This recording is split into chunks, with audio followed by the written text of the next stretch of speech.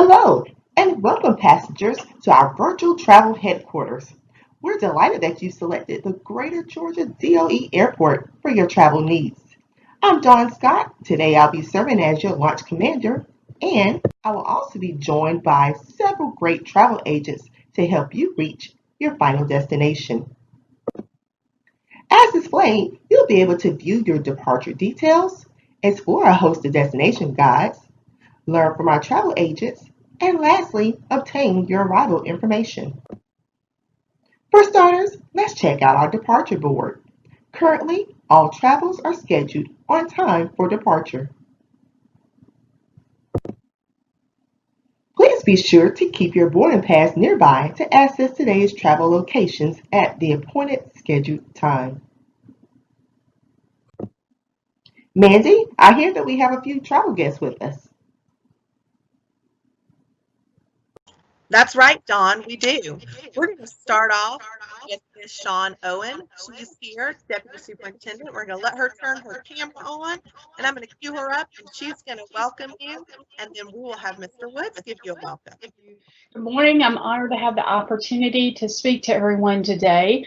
As a lifelong educator of 26 years, I know the value of education. At a young age, as a child of a struggling single mother trying to support 3 girls, I saw the importance of education, and I saw it as an opportunity for a better life for myself and for my family. I thought I understood the value of education, but the last 6 months have given me a newfound appreciation and a much deeper understanding of the value of education in the lives of families. This pandemic has highlighted the central role that education plays in households across Georgia and the United States. We, meaning all the people that work to support students, families, and education, have served millions of meals to hungry families across Georgia, often through means that we had not used before. Approximately 40 million meals were served in Georgia to students from March to August. We've been working hard to address the digital equity gap across our state by seeking internet service providers at a lower price, Wi-Fi hotspots, and bus rangers for students and teachers, as we have seen the importance of all students and teachers having access to these services and devices during this time of virtual learning. We have provided resources and pulled together experts to address the social, emotional well-being of students, the whole child, during these confusing and isolating times. We have worked with students, parents, families, and educators to address the learning gaps created during the time of transitioning to remote learning. And we've looked at additional ways in federal programs to be more flexible to address the ever-changing needs of students and families. We know that students are anxious, that worried, and that teachers are stressed. We know that the parents of children with special needs are especially anxious about learning gaps and meeting IEP goals in a virtual environment. Our role in education has never been more important, and your role in the Family School Partnership Program has never been more important. Tough times can bring out the best in us and make us stronger and more resilient. I am a consummate optimist, and I believe that we are all up to the challenge. You have an amazing support team at the Georgia Department of Education in Susan, Dawn, Mandy, and Harriet. We stand ready to support and partner with you as you work diligently to support students and families. Thank you so very, very much for what you do. Take care. Stay safe, and I hope you have a great meeting. Thank you. We are honored to have Mr. Woods here any way we can get him here. Today's all about travel, so if he has to come by plane, train, or Susan's speakerphone, we're going to take it as a win. Our numbers are still growing. We're up to about 200, so thank you. Thank you again so much. We are absolutely honored and excited to have Mr. Woods take time out of his day and jump all the different links with us to get here to welcome all of our family engagement people. So at this time, we'll let Mr. Woods welcome you to the event. Thank you. Take it away, Mr. Woods. Okay, thank you again, appreciate everyone's patience. As we kind of learn to navigate remote and distance conferencing throughout the state and throughout the agency as well. I did want to just to say I appreciate so much for the valuable work that each of you do. And as we look at this time, we are definitely, finding out, how much, communication, is really valuable to what we do. Knowing that it always has been valuable, but especially during this time of the pandemic, reaching out to parents, reaching out to students, communicating, collaborating. It really is a necessity to be successful in everything we do. Traveling throughout the state, I've been able to go into numerous schools as we crank back up. Education, is something we cannot leave behind. It's important to our students. I think we, have a kindergarten class that will eventually become, I think, the graduating class of 2034. And of course, we now have a senior class that is a graduating class of 2021. So, with them and everyone in between, I just really appreciate the work and dedication of our educators and school staff throughout the state. And again, for those, with Sean and the team here, thank you again for what you do. And, as we begin to look forward, I think what I am finding out is that education looks a little bit different depending where you're at within the metro area. A lot of distance learning has been levied. As you get outside the metro area, I would probably say that what I'm seeing is that about 70% of parents, are sending their kids back into the school. And then we have about 30% that are remote learning. So I think as we navigate this, giving our parents choice is extremely important as we move into the new school year. A lot of different opportunities that we're working on. I think one of the things we have been consistent with, and that we even found out even yesterday with Secretary of U.S. Agriculture, Purdue, we're now going to be able to, I think, feed all of our children using our summer, feeding program and some of the waivers we've gotten through the end of this year. So up to December, it looks like we're in good shape with that. We're finding that our schools are working with our parents who are having remote learning, that those kids still need to be fed too. So I appreciate that. I think we're probably up to 50 or 60 million meals served in some form or fashion outside of the school setting since March. So a lot of things have gone on as we look at getting school back. I think it's going to be definitely a very interesting time as we adjust to potential outbreaks, and what that will look like, but we do have plans throughout the state, and I appreciate the schools that, they're very flexible. And to be honest, a lot of creativity, ingenuity has gone on, and I know even today with the delivery of the conference, what you'll find out is a lot of creativity and innovation taking place. But to all of us, I just want to to say thank you to everything you are doing. For us at the Department of Education, it's extremely important that we continue to hear from you so that we know how to respond and meet the needs that you have. I mean, our goal is to serve and support each of you down in your local districts. As I've shared with them and an agency and our staff, your success is our success. That's where the kids are, is down at the local level. That's where the teachers are. That's where our parents are. And so we want to make sure that, we're doing things that support you and your children and learning across the state. One of the things I think that we look at, that we're trying to enhance our website. So I think you can go to the Georgia Department of Education website where it says K-12 recovery. A lot of information there, and that as we expand, what does learning look like? How can we have resources for parents, our teachers, our students? So we will continue to work and expand those topics there. as we learn to get better and we expand that. I know we're doing some things to expand virtual learning with the Georgia virtual, which we call GAS for short, and so that's something we definitely have been pushing out. Looking at connectivity, for some of you throughout the state, connectivity is an issue. We've been able to purchase numerous things, what we call Wi-Fi Rangers, and a lot of districts are able to put those on a bus and park it somewhere out, in perhaps a neighborhood or at other locations, and allow give students access to internet. So we continue to do that. We work with our partners, whether it's Verizon, AT&T, and other carriers, to lower the cost with. I guess the internet, providers as well. So, we're doing everything we possibly can to help bring, us together as an educational family. So, I just want to say again, thank you for everything you're doing. And if I or the department can be of any help, please let us know. I just want to assure you that we can have, and I expect that we will have a great school year. Like I said, it may look a little bit different than what we've had, but the educational people and our teachers are still there, and and we're going to do what we need to do.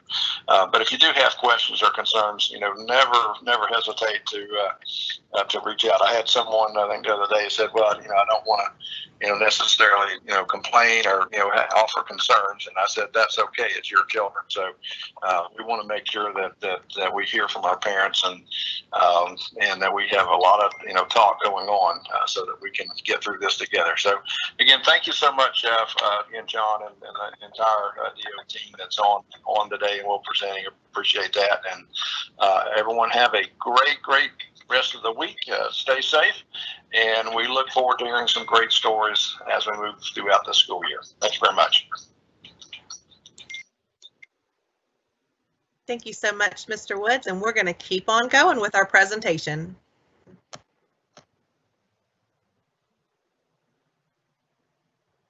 Good morning. Welcome to the Family School Partnership Program's first statewide virtual meeting. Like everyone else, we began planning for the 2021 school year last winter. Typically, this fall would have been filled with regional family engagement meetings held around the state. Our planning had to change gears, though, when we realized that in-person meetings would not be the norm as FY21 got underway. The initial plan had been to travel around the state and showcase your family and community engagement efforts. Instead, we'll be virtually traveling throughout our program as well as other Georgia Department of Education and state family engagement programs to support your new mission of meeting families in whatever realm is possible to support student success. So buckle up and prepare for takeoff. First, we'll fly away with the Family School Partnership Program. My name is Susan Holcomb, and I'll be your guide for our first session. I will be taking you on a tour of resources offered by the Family School Partnership Program that will answer your question, how does this program support my work in the field of family engagement? So let's flamingo over to our website at partnerships.godot.org. As we land on the Family School Partnership homepage, we see that it provides updated news and information like the announcement for this meeting, contact information, links to the new Systemic Family Engagement Handbook, and much more.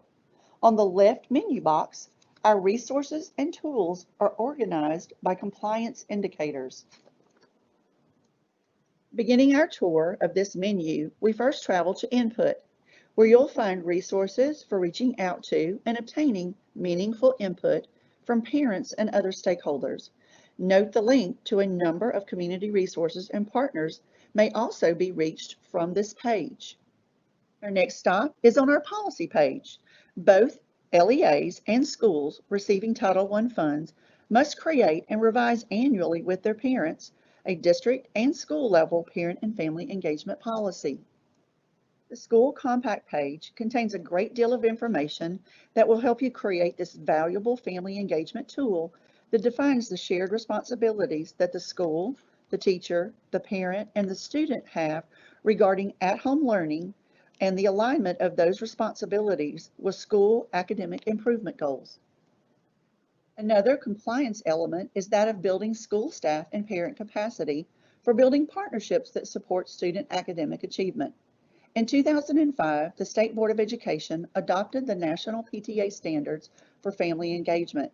These standards were incorporated into Georgia's Systems of Continuous Improvement, thus integrating family engagement into Georgia's support and service model. Along with building the capacity of school staff and parents, this site also contains information about the academic parent-teacher team model of family engagement that is endorsed by the Georgia Department of Education, as well as our Family Engagement Partnership site. The Every Student Succeeds Act, or ESSA, also requires that family engagement documents be distributed to families. The distribution site provides examples of ways in which to distribute these documents, including information about conducting the annual Title I meeting. Oftentimes, one means by which documents are distributed to and discussed with parents. Exercising compassion over compliance, we want schools and districts to know that all of the Title I Part A family engagement requirements of ESSA may be accomplished through virtual means when in-person events and programs are not possible. Some of those have been outlined in the federal program's FAQ about school closures 2020. And finally, we are delighted to announce that the Family School Partnership Program Community Group is taking off. According to State Superintendent Richard Woods, this platform was developed for the department staff to be able to interact with our colleagues across the state. Its purpose is for district staff, RESAs, Georgia Department of Education staff, and other partners within the state to interact, to share important information, discuss ongoing work, and share success stories across agencies. Information as to how to join this new community will be sent out in an upcoming Family Engagement Partnership news update. I want to thank you so very much for all that you are doing for the families of our students. More so than ever this school year, families need our support.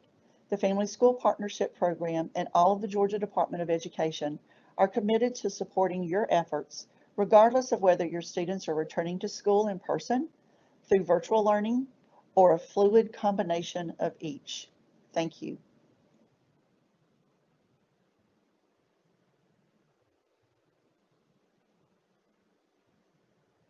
Hey everybody, I'm Mandi Griffin, one of the Family Engagement Specialists, and I serve the North region of the state. I'm excited for you to step into my travel office so that I can share with you some stops along the way on the internet. Come on in. Welcome in. We're going to be making 4 stops on our short journey this morning. We're going to be looking at 4 social media platforms that the Family School Partnership Program uses on a consistent basis. These are all free resources that are available to everyone. The Georgia Department of Education isn't endorsing these, but simply sharing some of the tools that we use that you may want to use in your districts as well. For our first stop, let's fly on over to Twitter. Twitter is a social media platform that the Family School Partnership team uses on a daily basis. It's a great tool for sharing time-sensitive information, for example, emergency concerns, weather-related closings or delays, changes in events, dates, times, locations, or simple reminders, picture day, lunch money. So if you aren't, feel free to follow us on our Twitter page. All right, let's head on over to our next stop. We're going to pull up to YouTube. Our next stop is YouTube. Our YouTube channel is a valuable resource for you and the work that you do. Our channel is full of district examples, maybe even some of you. It's full of parent discussion videos and power tips. It's constantly growing and we're constantly adding more videos to our channel. YouTube can also serve as a source for online learning for families and parents in your district.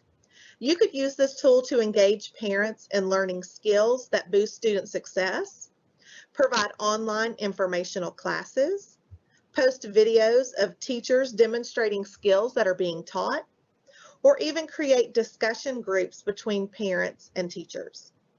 So if you haven't, please subscribe to our YouTube channel.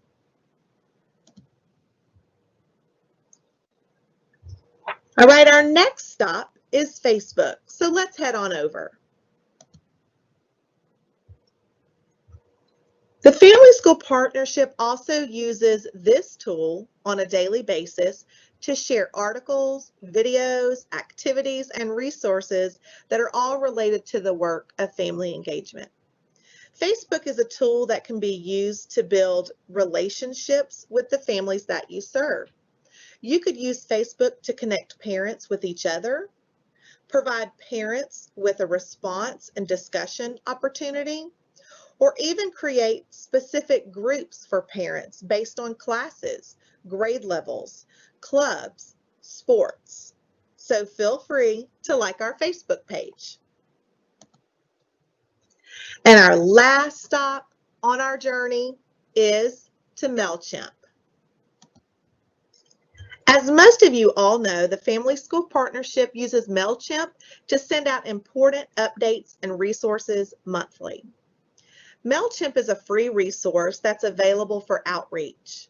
It allows you to upload documents like newsletters, to send out information like parent tips, event information, to share news articles, photos, and videos. You're able to set up your audience the way that you want it. You can also go back and look at your emails, also known as campaigns, to see how many people are opening your email, clicking on your links. So if you don't receive these monthly emails from our team, please email me if you want to be added to our monthly listserv. That's all the stops that we're going to make on this leg of our journey. Feel free to email me if you have any questions about social media or to be added to any of our platforms. Thanks for stopping by my office, and have safe travels on the rest of your trip.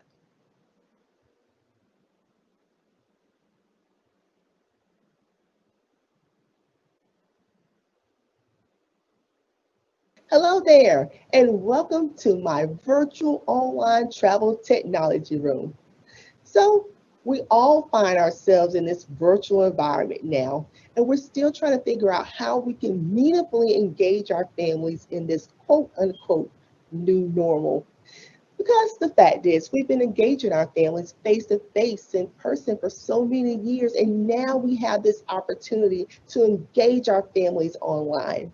So today I'm going to be talking about Microsoft Office 365, specifically Microsoft Teams for your online training needs.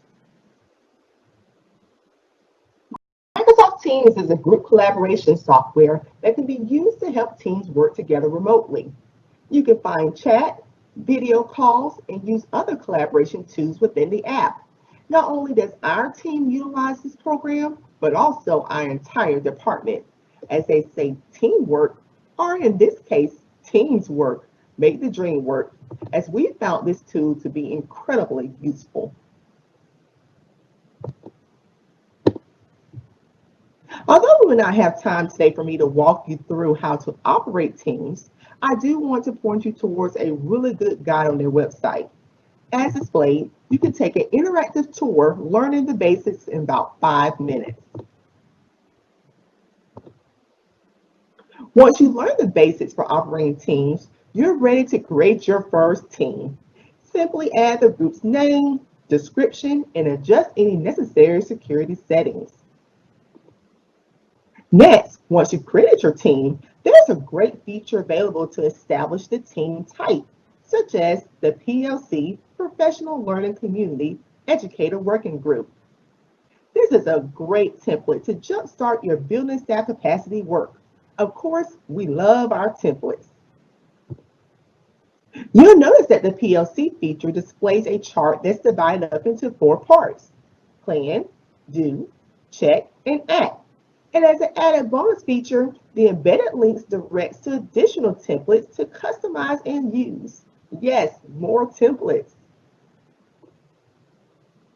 Of course, the great thing about using Microsoft Office 365 is its seamless coordination with the other tools that we're already familiar with. Microsoft Word, PowerPoint, Excel, Publisher, the list goes on and on. You can also take advantage by building an education staff notebook to house all of your wonderful training materials. Not to mention, everything is stored in the cloud, so you'll never have to worry about a lost file again. So yes, go right ahead. Add your PowerPoints, your videos, your pictures, your handouts, feedback forms, so on and so forth. Simply show your screen and record your live meetings. Also, you can schedule the calendar meetings directly to your Outlook appointments. Use the post feature via the chat board to facilitate discussions. And one of my favorites, create assignments to reinforce the learned material. Do you have a favorite work app that you already use for your program? If so, there may be an app that's already integrated within the Teams platform. As the quote suggests, it's easy to build the workflows you need when everything is available at your fingertips. Here's an example. A question we're often asked is, how do I capture the sign-in for my attendees? We'll talk about this a little later, but Teams offers a meeting attendance report which features each participant's name, email address, join and leave time, meeting duration, and in some cases, even their IP address. This is a great source of documentation for your files and will suffice for the virtual meeting sign-in requirement. You may be asking, how can I feature my co-presenters and translators for my parent meetings? Teams recently released a new dynamic view that gives a responsive layout for the participants and content, including live captions and transcript options. And my personal favorite new release, Together Mode, which makes you feel like you're sitting in the same room as everyone in the meeting. And speaking of updates and new releases, please be sure to check out this new back to school blog for a host of their other great content ideas. Lastly, check out the following slides that features primary and secondary information to e-file for our ESSA requirements.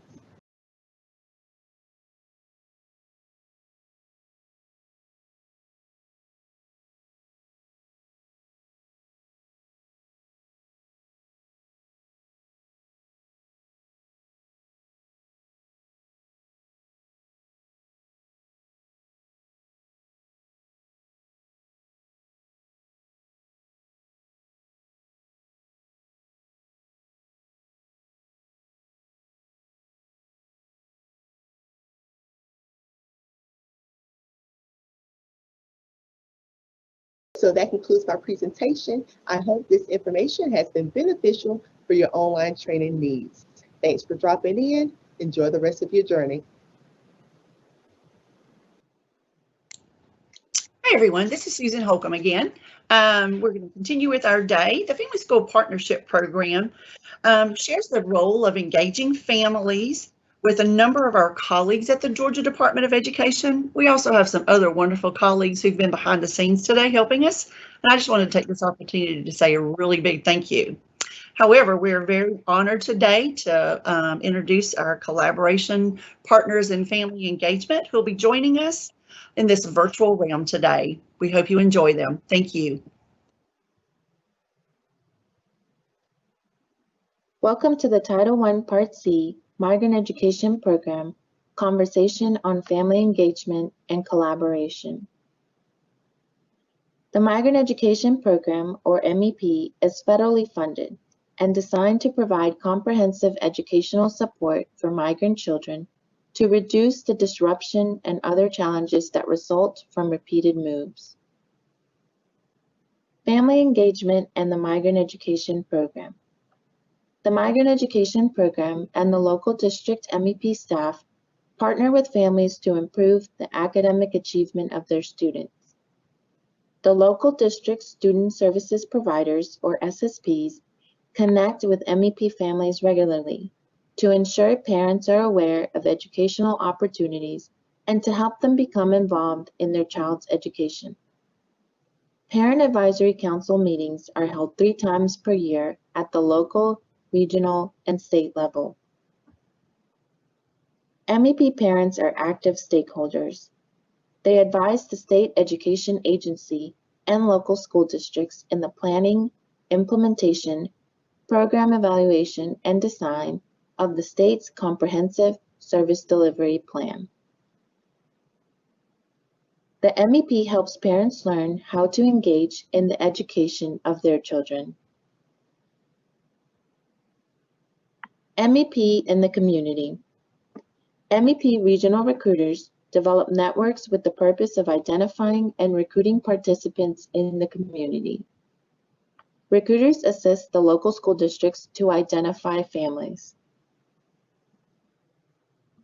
Other strategies and resources to reach out to families include instruction delivery and family engagement to preschool participants via phone applications such as WhatsApp and Google Meet, and to middle and high school participants via College Experience Day virtual programs. Identification and recruitment includes local school districts using occupational surveys, referrals from other migrant families, and referrals and connections with employers.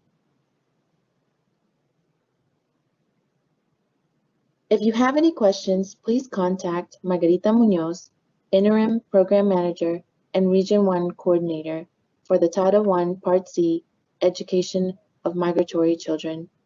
Thank you for listening.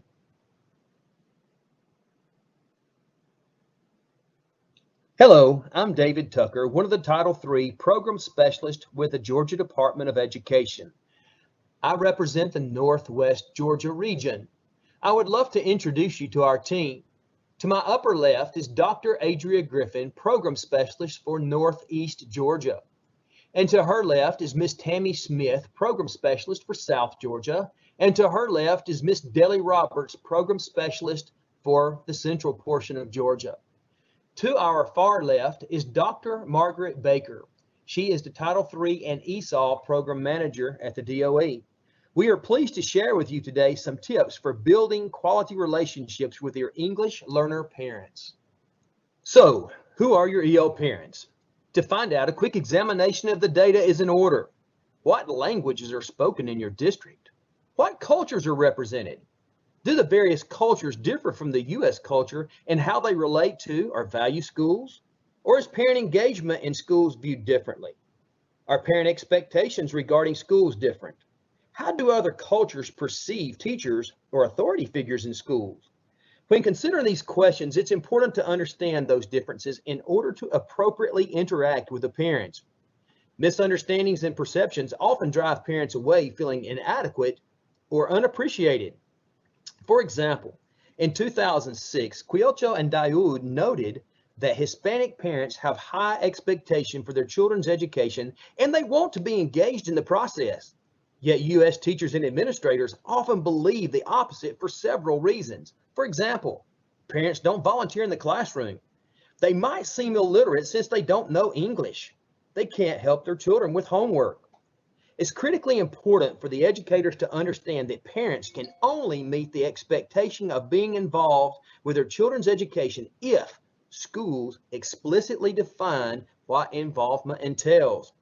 Please remember that a key to forming a good relationship with your parents is that you first seek to understand them, break down the existing barriers, and build bridges through compassion and sincere appreciation of all cultures, and embrace the differences.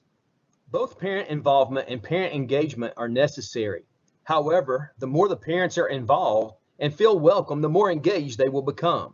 So what can you do to encourage engagement?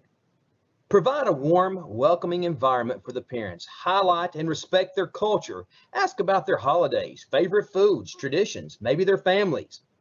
Provide written information in a language they can understand. Have translators available for face-to-face meetings. offer classes to help them learn English, the language of school. Encourage them to volunteer, tap into their strengths, provide opportunities for them to contribute and feel appreciated. Connect the parents to the students' learning and involve them in celebrations of student success and planning those celebrations. Listed on this slide and the next are resources to help you better understand how to involve your parents with the ultimate goal of engagement. When the goals of the school and the parents are focused on ensuring student success, there's no room for failure. Please note that the last two entries on this slide are actually books, and therefore they are not hot linked. Here is a continuation of the resources that we discussed on the previous slide. I hope you have enjoyed our presentation and found the information very valuable. If you have further questions, please reach out to us at elprograms@doe.k12.ga.us. Thank you for your interest and your participation today.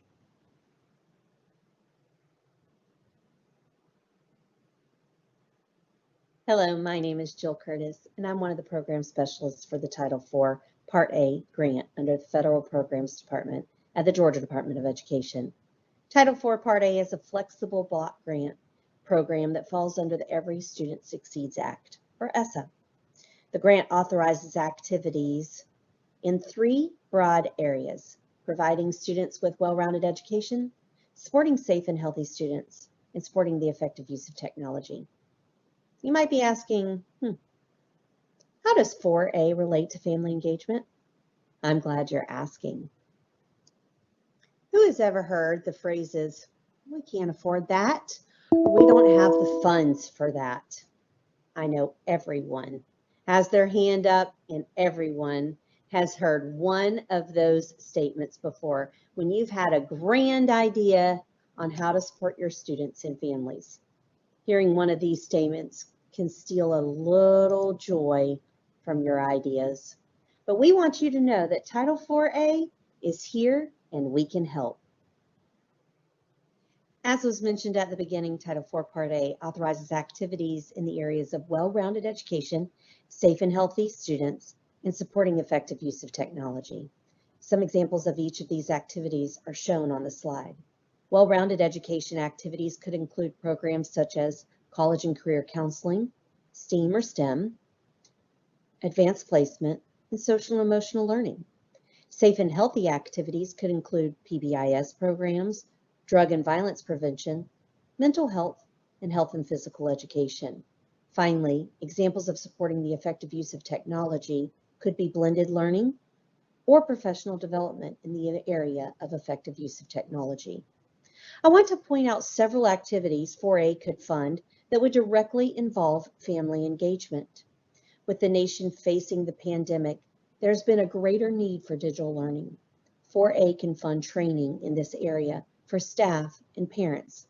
For example, staff members could be paid a stipend to create training materials for families or create a digital library for families to access to receive the support needed for digital learning to be a success. Other examples where 4A funds could be used: 4A can pay for interpreters to support families during meetings, trainings, or to create handouts in various languages. If you have parent engagement trainings or meetings, 4A could pay for childcare or transportation, even light snacks. At this time, many schools are working on identifying the needs of the district and amending their CLIP, or Consolidated LEA Improvement Plan. It's not too late. Communicate your needs, your ideas, and your plans to your district. The CLIP can be amended as needs are identified. One key point to remember, though, for Title IV Part A, the grant funds are supplemental. They cannot be used to supplant. So as you identify the needs of your district through the lens of family engagement, please remember that there are other means of funding that could support your initiatives. Title IV Part A could be a part of that plan. If you have any questions, there is a program specialist in your area, and our program manager is Donna Hatcher. The whole team is here to support you if you have any questions. I'm the program specialist for those districts in orange, in the north and part of the west. Charmaine Simmons is the program specialist for those here in Middle Georgia, and Matthew Smith is the program specialist for those in the southern districts. We are here to help. We'd love to be a part of the process. You can reach out to any of us. We're a wonderful team who's here to support and here to help. Please let us know if you have any questions. Thanks and have a great day.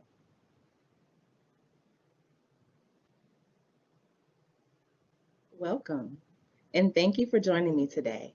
I am Whitney Mitchell, Grants Program Consultant for the McKinney-Vento Homeless Education Program at the Georgia Department of Education. Today, I will share with you family engagement through the lens of the McKinney-Vento program. Let's take flight. As you may know, families experiencing homelessness may present in a multitude of ways. Oftentimes, the assumption is that families are only experiencing homelessness when living in shelters or on park benches. However, the McKinney-Vento Act defines homelessness in a few ways, including living in emergency shelters and transitional housing, living in hotels or motels, being doubled up, living in places not meant for human habitation, and unaccompanied homeless youth. In order to help determine a family status, it is always helpful to collaborate and build relationship with the district's McKinney-Vento liaison. The district's McKinney-Vento liaison serves as the liaison and advocate for families experiencing homelessness. This is a required position within each school district. So what does family engagement look like to McKinney-Vento families? Whether collaborating with the McKinney-Vento liaison or engaging McKinney-Vento families independently, family engagement for McKinney-Vento families can be successfully executed by providing awareness of McKinney-Vento rights. This could be done by giving families a list of rights or making them aware of access to certain resources such as transportation, immediate enrollment, and school selection. Once families are aware of their rights and begin to establish relationships, active and intentional outreach will also be helpful in engaging McKinney-Vento families. Oftentimes, liaisons, federal program directors, and family engagement coordinators will work in tandem to host meetings and community events specifically targeting McKinney-Vento families while still protecting their homeless status. During these more challenging times, these platforms can still be offered virtually, and safe outreach in areas where McKinney-Vento families are present can be conducted as well.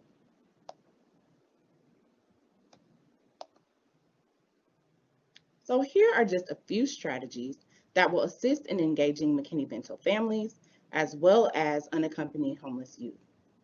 Developing a continuum of care and resources is always a great best practice. This job cannot be done alone, so with the help of community partners and LEA staff, family engagement for McKinney-Vento families can be very successful. Several of these strategies listed include methods that are not restricted to physical interaction as well. Social media and youth-friendly outlets are rather effective. Targeting the youth to lead the engagement process via those outlets has been a very successful strategy thus far.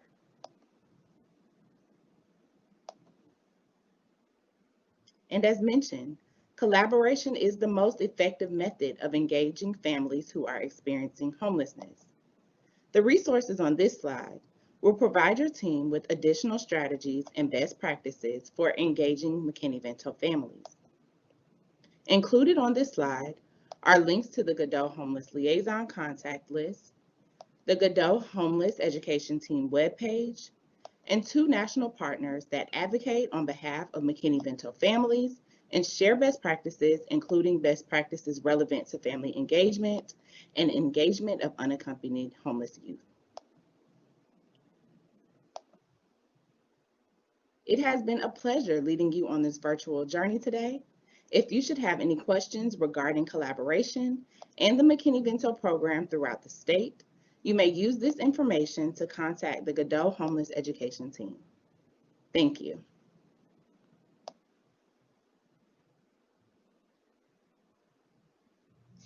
Here at the Georgia Department of Education, Division for Special Education Services and Supports, family engagement is highly valued.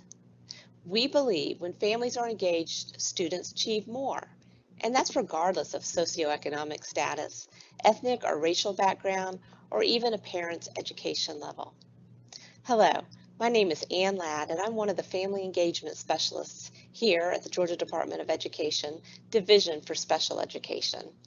And I'm here today to share several resources that I hope will be helpful to you as you serve families of students with disabilities. It's a unique journey that families are on. Families may feel unsure, puzzled, confused, lost, baffled, or just simply unclear about the process of special education and how to ensure positive outcomes for their child. Our commitment to family engagement extends beyond the state level. In fact, nearly 20 years ago, we established an initiative called the Georgia Parent-Mentor Partnership. The mission of the Georgia Parent-Mentor Partnership is to build effective family, school, and community partnerships that lead to greater achievement for all students, especially those with disabilities. Our vision is that parent mentors will work with special education administrators to lead the way in Georgia to bridge that gap between home, school, and community partnerships. Our goal is to build a bridge of communication between home and school that leads to more successful outcomes for students. Parent mentors partner with families to increase their engagement in education and to address individual concerns. Having been a parent of a child with a disability who receives special education services, or perhaps they currently have a child who receives special education services, they understand what it feels like to sit in an IEP meeting on behalf of their child. And they will often know firsthand of the struggles that the families that they serve are experiencing.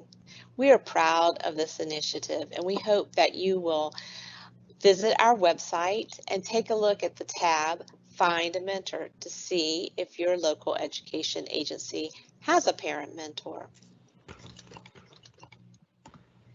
The second resource I'd like to share with you today is the Special Education Support Desk. This is a help desk that is dedicated to providing information regarding the Individuals with Disabilities Education Act and the procedural safeguards that are awarded to parents under this law. We also help provide information about access to and assistance with family engagement resources and dispute prevention and resolution processes as well.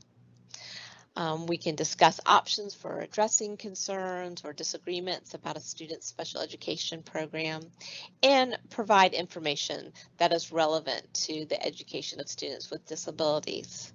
We can be reached by a phone call at 404-657-9968, or you can email us at spedhelpdesk@doe.k12.ga.us.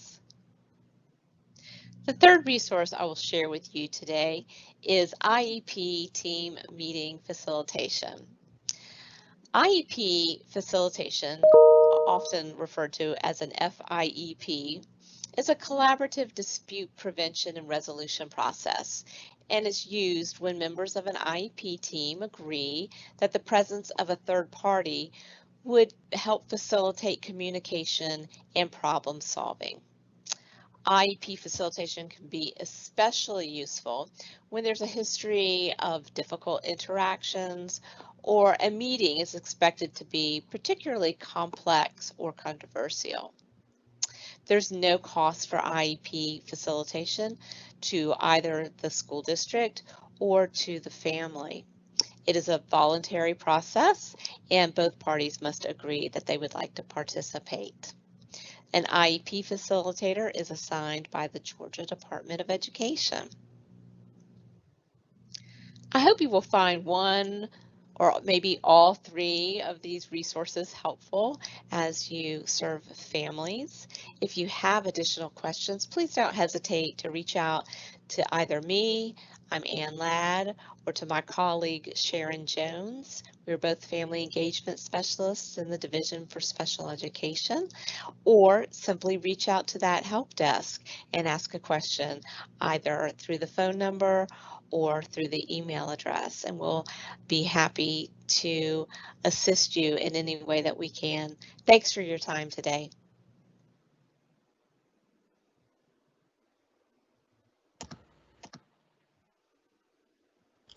Thank you so much, everyone. We are getting ready to take a short 10-minute break. You don't need to log out of this link. We're going to come right back in 10 minutes, and we're going to hear from Dr. McKinney and another special guest. So please take a 10-minute break.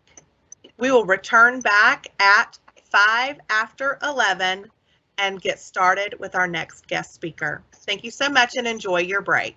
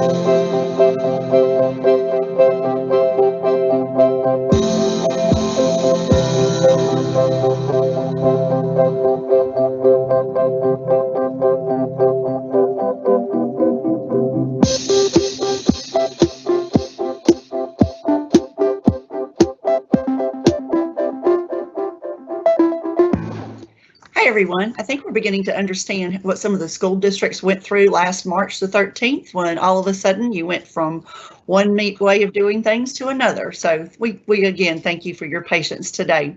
It is now my honor to introduce our next two speakers who are coming in at a very good time. Dr. Gary McKinney is the Deputy State Superintendent for the Office of School Safety and Climate at the Georgia Department of Education, where he has served for 12 years. He has over 30 years of experience in public education, including work in the elementary, middle, high, and alternative schools. Dr. McKinney has served on several committees and as an appointee of the governor's office on topics including children's mental health, dyslexia, leadership, school safety, and accreditation. Dr. McKinney has a wealth of information and knowledge about childhood mental health, and I know you're going to enjoy listening to him today. Following Dr. McKinney, we have the honor of having Ashley Harris with us. Ashley is the Georgia Department of Education's Director of Whole Child Supports and Strategic Partnerships, a role created to cement the department's shift toward a common framework of improving the well-being of the whole child. Harris leads the department's efforts to address student well-being in the learning process, to address the non-academic factors that impact student academic achievement, and maximize educational opportunities for students. I know you're going to enjoy listening to these folks this morning. Thank you so much.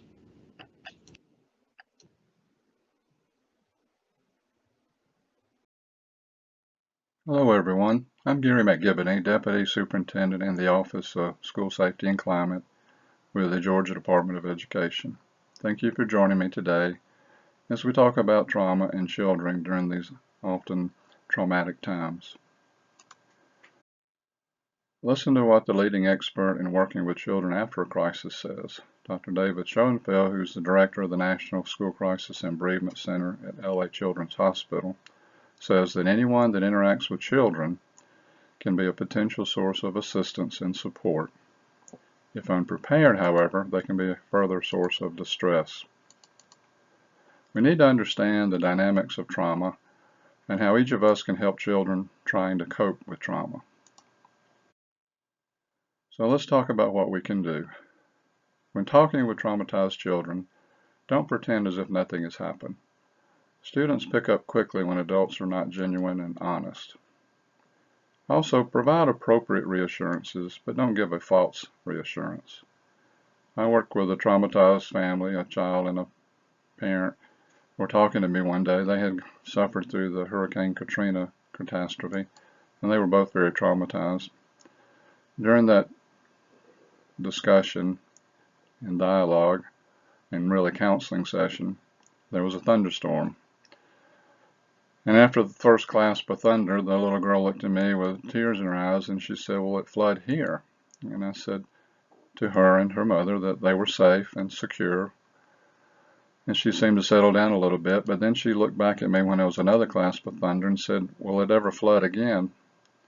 Well, I could have told her, because I really wanted to tell her to make her feel better, that there would not be another flood again. But even if I said that, she would not have believed it. So I just reassured her again that her mother and she were safe. That's really what she wanted to hear, was that she was safe and that her mother was safe. Just that reassurance is really what she wanted to hear. She may have been young, but she knew no one can make a promise that nothing bad will ever happen again. It was just another way for her to hear some assurance that she and her mom were safe.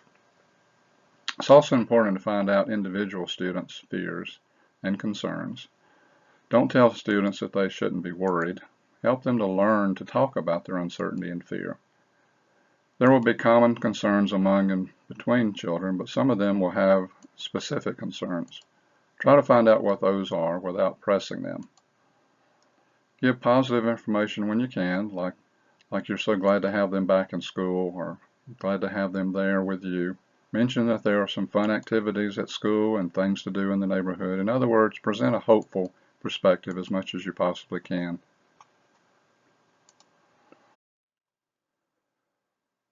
These are things we can encourage children to do that will move them back to some level of normalcy while providing coping strategies such as encouraging them to read or think of a hobby that promotes healthy distractions. Some of the older students may like journaling, blogging, art, or music to promote expressions of feelings. Physical exercise is excellent for children dealing with trauma, and good for adults too for that matter, such as running and jumping and walking, things like that. Almost all traumatized children need mental cognitive exercises like puzzles and maze puzzles and crossword puzzles, etc. When I worked with the Katrina traumatized children, they really enjoyed puzzles, as long as they were age appropriate, of course. We also found out that relaxation techniques such as mindfulness or guided imagery were also very effective in helping traumatized children reduce anxiety. Many of those techniques they can do at home or when they feel stressed or anxious. With the traumatized children I work with, I taught them some simple breathing exercises to relax anxiety. A teacher came to me one day and said, "I just wanted you to know that one of my students asked if we could start each class with breathing exercises that you taught them. I asked the student if he would like to lead the class in breathing exercises, and he said yes. He said, Gary, since we started doing that, it seems like the students are more relaxed and they work better together. And she added, I'm even more relaxed.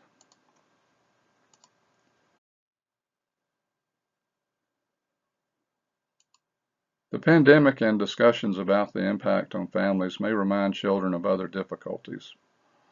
Children who were anxious or depressed before the pandemic will likely need more support.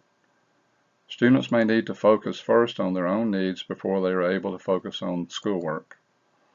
Reach out to those students who had previous problems before the pandemic. Teachers need to be trained on how to engage students in the classroom. The lack of engagement, as I mentioned earlier, is one of the most significant challenges teachers will face in the classroom when students have been exposed to long-term crisis like a pandemic. Use methods to engage students in the classroom. For example, embed visuals and activities to sustain student engagement. Recruit students' interests with hands-on material. Embed real-life application and students' interest in lessons. Pair verbal language with visuals and gestures. Use role play in real-life materials. Pair academic concepts with real-life materials, visuals, and graphics. Pair social cues and expectations with social behavior with rehearsals and visuals and other tools. And let me tell you one more engaging strategy that's essential. Ensuring students have multiple opportunities for back and forth engagement in the classroom, like discussions or sharing of artwork or reading stories to each other. Group work, things like that are very important to enhance engagement. Just because we don't know everything about trauma doesn't mean we know nothing of value. You know strategies that have helped children and students in the past decrease stress and even distress. Try those strategies now. Try those strategies now. Reach out to colleagues and other resources in the school and in other schools and in the community if you need more support for students and for yourself. And let me add here, to take care of yourself. Don't feel guilty if you cannot seem to impact or help all the children. You never know when you're helping.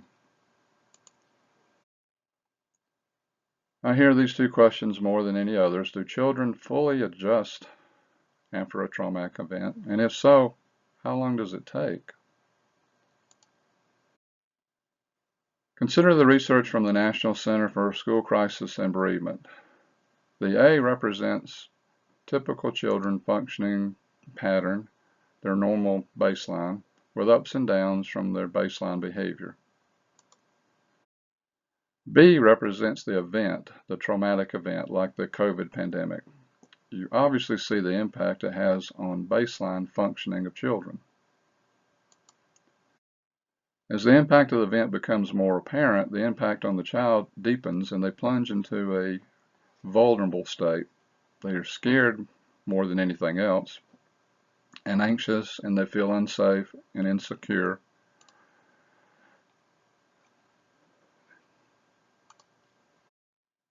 At this level, represented by the letter D, children are finding out that their typical reaction to events are different, and their usual successful coping mechanisms are failing them. For example, reading is no longer an escape. They can find no comfort in holding their favorite toy. The importance of their baseball card collection no longer matters. This different reaction and the lack of self-soothing success can be very frightening for children. The temporary upward tick when children are hopeful that their typical coping mechanisms will work is replaced with hopelessness and a feeling of lost hope. Imagine if your favorite thing to hold or to play with or to do no longer had meaning. Imagine how devastating and puzzling that would be. They slip into feelings of hopelessness and helplessness. No matter what they do or what their loved ones do, it doesn't seem to change the situation. But we know how resilient children are, even though sometimes we don't acknowledge it.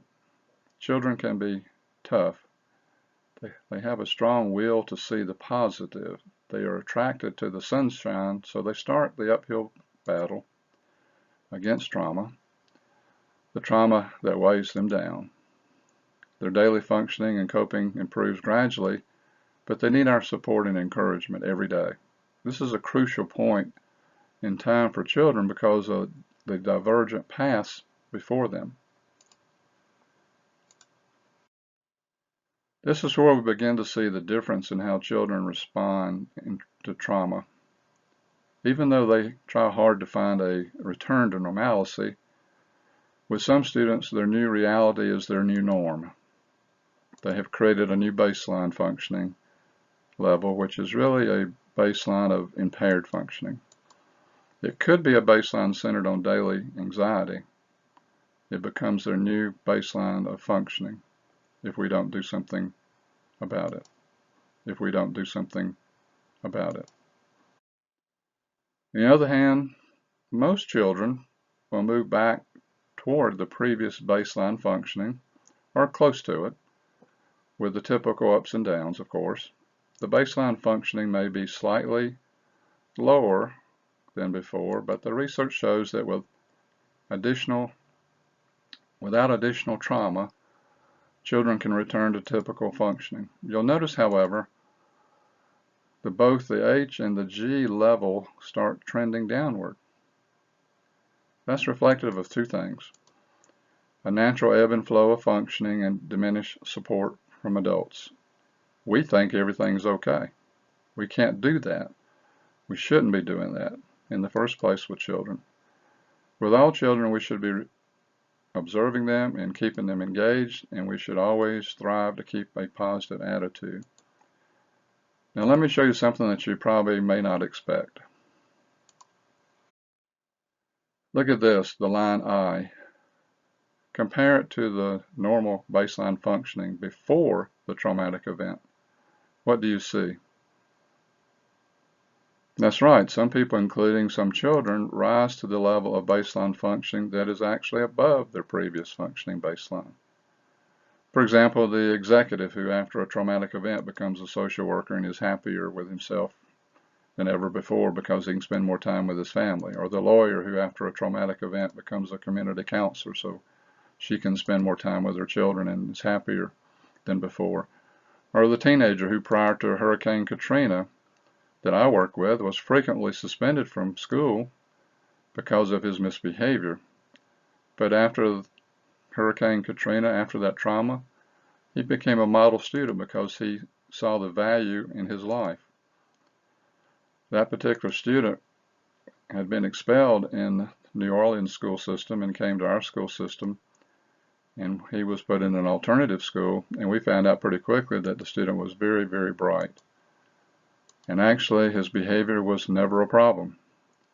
He completed his work at the alternative school, went back to a traditional high school, and just a few years ago, I received an invitation to attend his graduation ceremony. There are a lot of stories like that.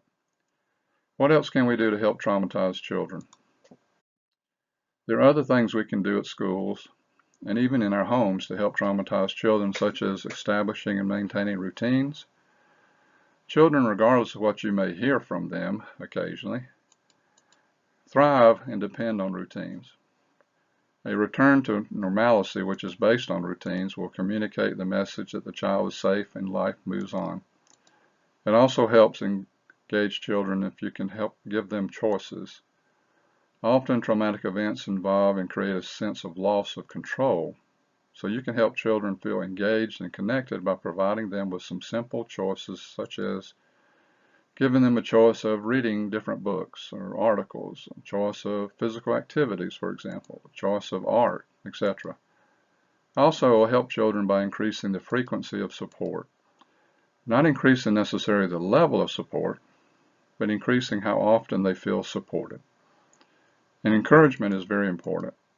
That can mean a lot to a traumatized child. All this doesn't mean you can't set limits and establish behavior. You can't set limits and establish behavior expectations. We can't compromise on that.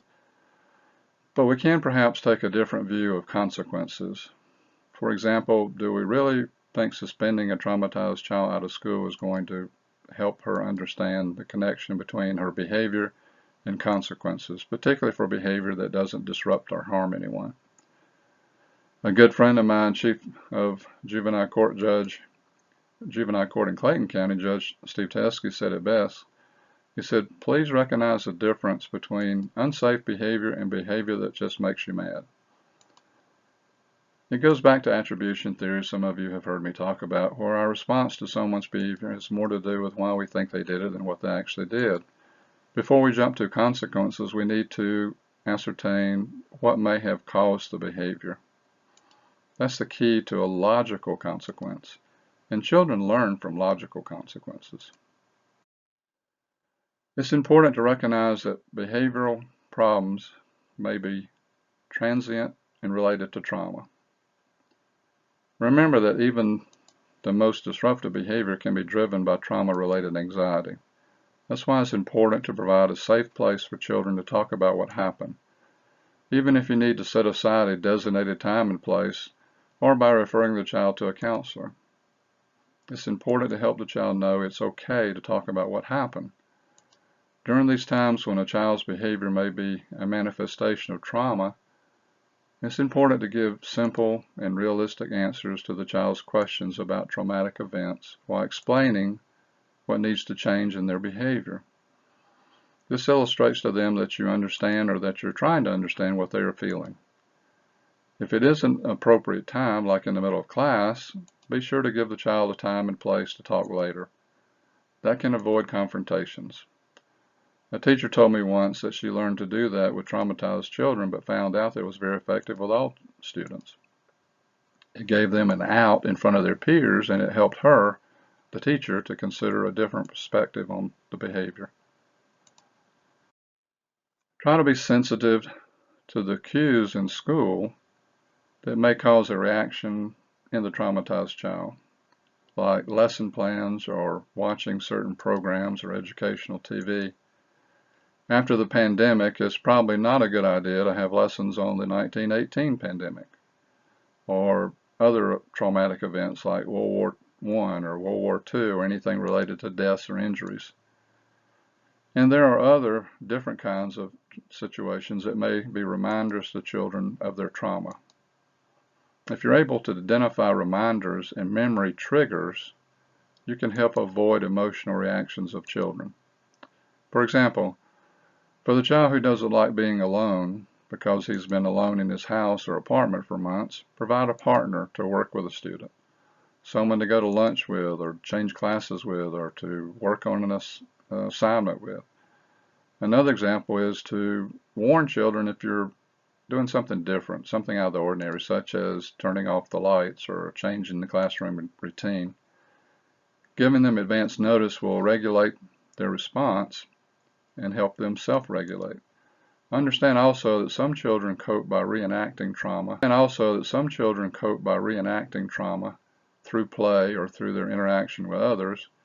For example, some children may fake virus symptoms like coughing to get a reaction from you or from other students. The best thing to do is not to overreact.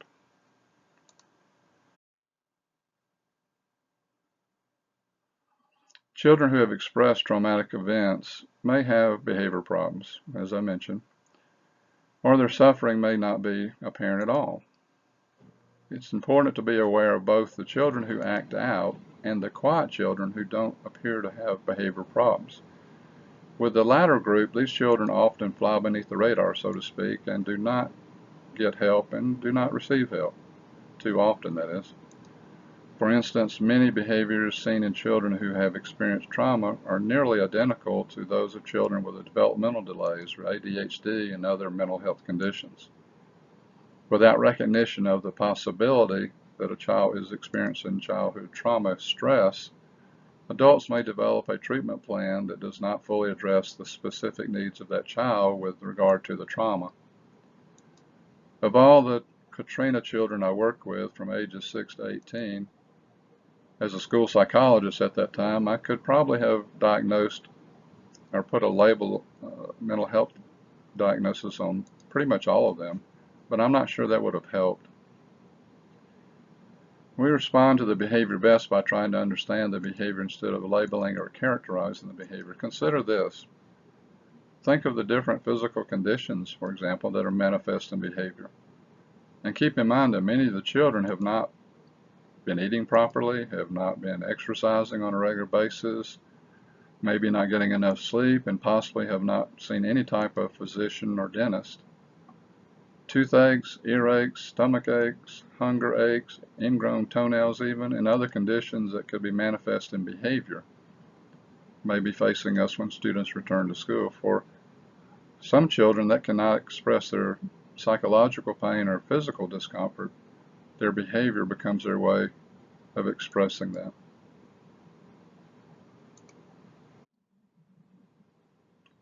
When should a referral be made for additional help for a traumatized child? When reactions are severe, such as intense hopelessness or fear, aggressiveness, or severe withdrawal, or reactions that go for a long time and that interfere with a child's functioning, should lead to a referral for additional help.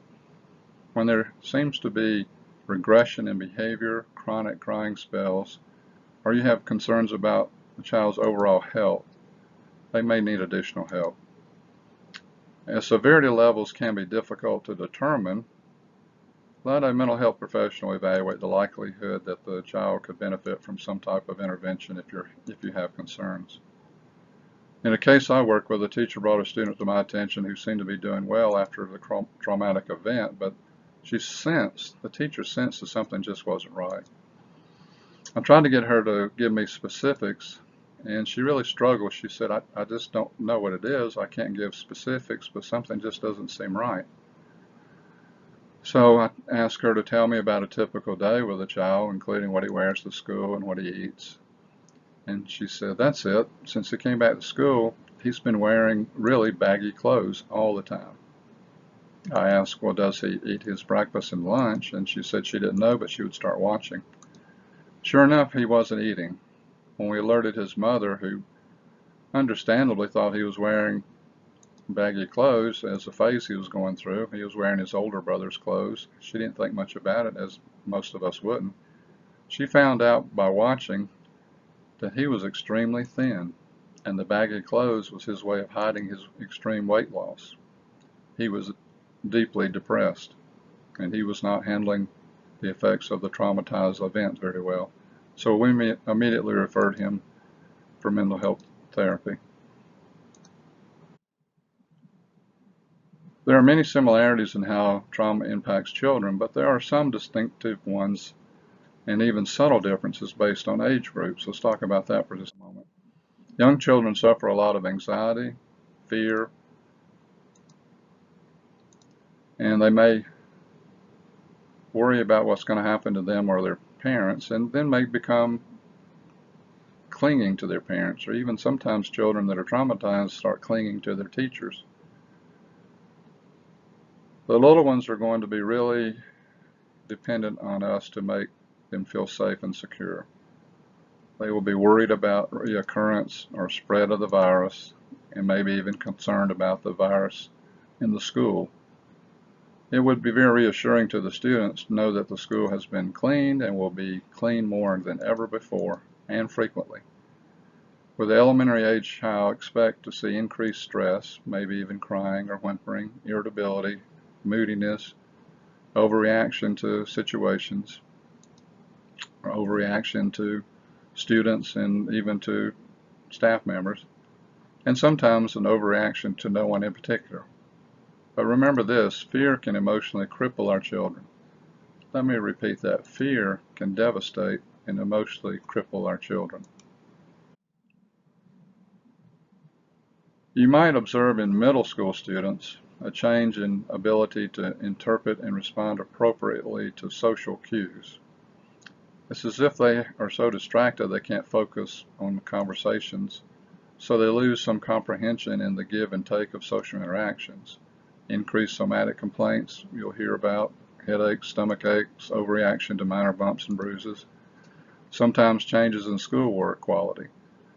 I was working with a group of students in a school where there was a fire in the school and there was an emergency evacuation of the school, and while they were evacuating, a rug at the exit door became twisted and a large number of students piled up at the door. It was an awful experience for them and terrifying. The students behind them panicked and some were injured.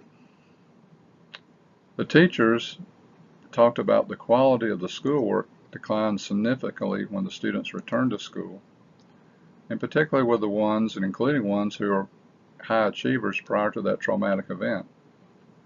We sometimes forget how much concentration is required to excel in the classroom. So with that group of students and other small groups I work with, I asked the students to brainstorm ideas on how to improve concentration and to handle their anxiety. I asked the students to brainstorm ideas on how to improve concentration and to handle their anxiety. Actually, they came up with some very good coping strategies. Students this age may recreate the event, repeatedly talking about or playing out the event. And sometimes with this age group, you'll see an overreaction to things such as class changes, bells, or doors slamming, or sirens, or lightning, or thunder. Sudden movements and things like that tend to create an overreaction. You might observe in high school students, they may display discomfort with feelings, typically manifest in trying to hide their feelings. It was not uncommon for our Hurricane Katrina students in our high schools to run out of the classroom or out of the cafeteria for no apparent reason. And we heard from parents about the children doing the same in their home. They would just run out of the home for no apparent reason. What they're doing is they're trying to control their emotions. And when they could not, they did not want to be seen crying. There can be an increased risk for substance abuse with high school students. Trauma immersion is not atypical with high school and middle school agers when they feel a need to talk about the traumatic event all the time. Their obsession is a coping mechanism where they are trying to literally talk their way through it. Please don't make judgmental comments about their obsession, and please don't overreact. But you may need to curb the perseveration if it bothers other students. You may see reoccurring themes manifest in repetitive thoughts and comments about death in their writing or art or research paper, maybe even notebook covers. That is a marker to bring in a school counselor or parents. What about COVID-19? What are we seeing with children? The 12-year-old on the left there wrote, "I can't see any of my friends," but you see she is staying active or trying to stay active with biking in her running club. But then she says, "But the world right now is sad, very, very sad." However, her message of hope is captured when she included, "But I hope that we'll all be back in school soon." On the right side, that drawing depicts the virus everywhere, and the world is crying. As we conclude with this, a 10-year-old drew this picture about COVID-19. And I'll close with a quote from the little girl. She wrote, "Socially distanced, but still together." And she added a heart.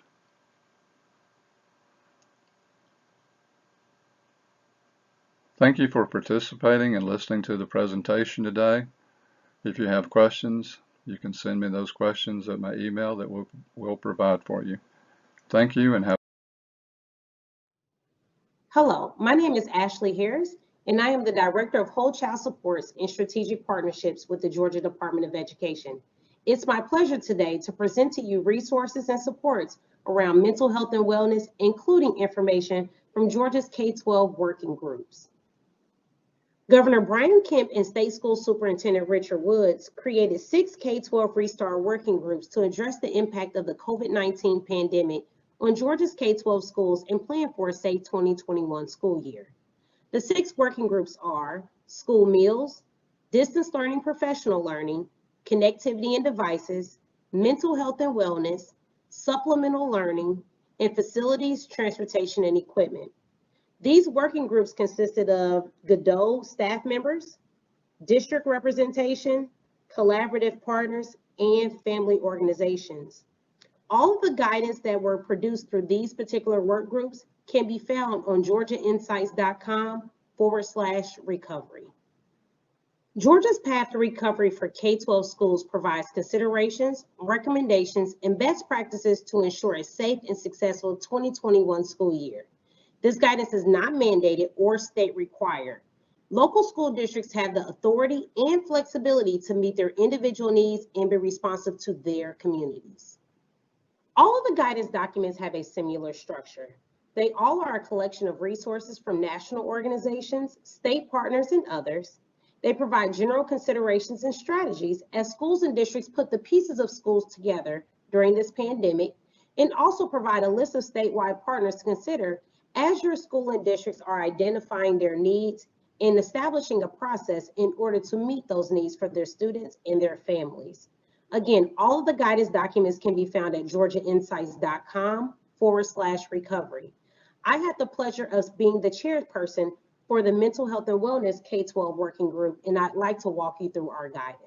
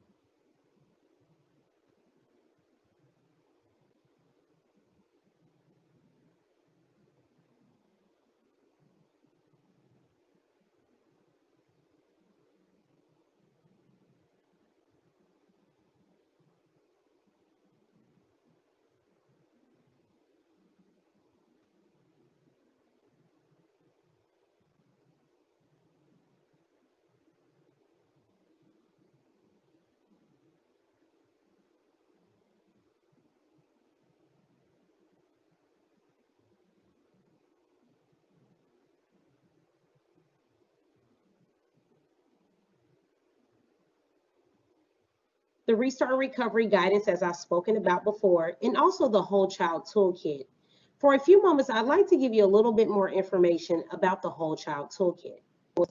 The Georgia Department of Education adopted the ASCD, CDC, Whole School, Whole Community, Whole Child, or WISC model in 2019. This particular model asks for us to organize our resources based on 5 tenets of whole child education. They are healthy, safe, engaged, challenged, and supported. Within this toolkit, all of the information is really synthesized into 7 categories of information for each particular area. They are research and data, which is research and data that is cultivated and curated by our internal Godot staff member. Leveraging funds is exactly that. It shows you 1, ways in which that you can braid and blend your federal program dollars to support this initiative, and it shows you additional funds that may be available. Programs and initiatives are those supports that can be used from inside the Georgia Department of Education. Partners in the work are exactly the exact same thing, but they are outside of the organization that can help you in this work. Tools and resources, school and district best practices, and professional development opportunities are all exactly what they sound like. All of this information can again be found on our Whole Child Toolkit, which can be located at georgiainsights.com/whole child. Today, I've presented lots of resources to you all, and you may be wondering, how do you bring all this together? So I'll offer you 7 simple steps. 1, identify your challenges. This is going to be the key component to being successful in any of this particular work. Being sure that 1, we're asking ourselves, what's keeping our babies from being successful in school, but also asking our babies, what's keeping them from being successful. I always like to talk about gift giving in this particular area. Each and every person has probably had the experience of being more excited about a gift you purchased for someone than the person receiving the gift felt when they received that gift. I know, I've done it several times as well. However, this is going to be very important to keep in mind as we are identifying those challenges. It's not just about us determining what's best for our children, but also our children telling us what they need. 2, prioritize challenges. You're going to get a list of challenges, or you may identify a list of challenges that are needed in order to make sure that your babies are successful. Prioritize those. Looking for the ones that's going to give you the biggest bang for your actions is going to be essential. But then again, making sure that you do have an allocated way to address all of them. 3, research potential partners. I say potential because just because you want to partner with them does not mean that they want to partner with you. So, potential partners, starting with looking at the individuals and organizations that are already doing the work of whatever your identified challenge number 1 and that you've prioritized is. Are there organizations that are already doing X? Are there individuals that are already doing X? Are you already in partnership with those individuals, or what do you need to do in order to create those partnerships? 4, meet with purpose. No one likes to meet just to meet. Yes, we should get together and we should talk about the problems or the challenges that we've identified, but our meetings should never just stop there.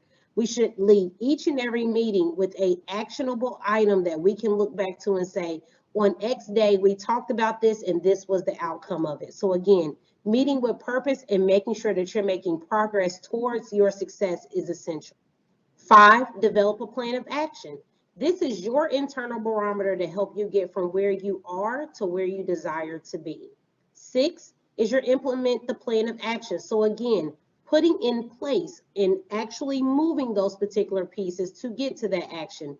Does your school need X? How are you going to get those particular processes in place and moving forward? And last but certainly not least, evaluate the implementation and revise. I always tell people to start, stop, or continue. Start new things, stop things that are not working, and continue those that are working for the greater good of your student and their families. Here are my final tips. 1, establish a solid referral process. If the resources aren't being used, the process needs to be evaluated.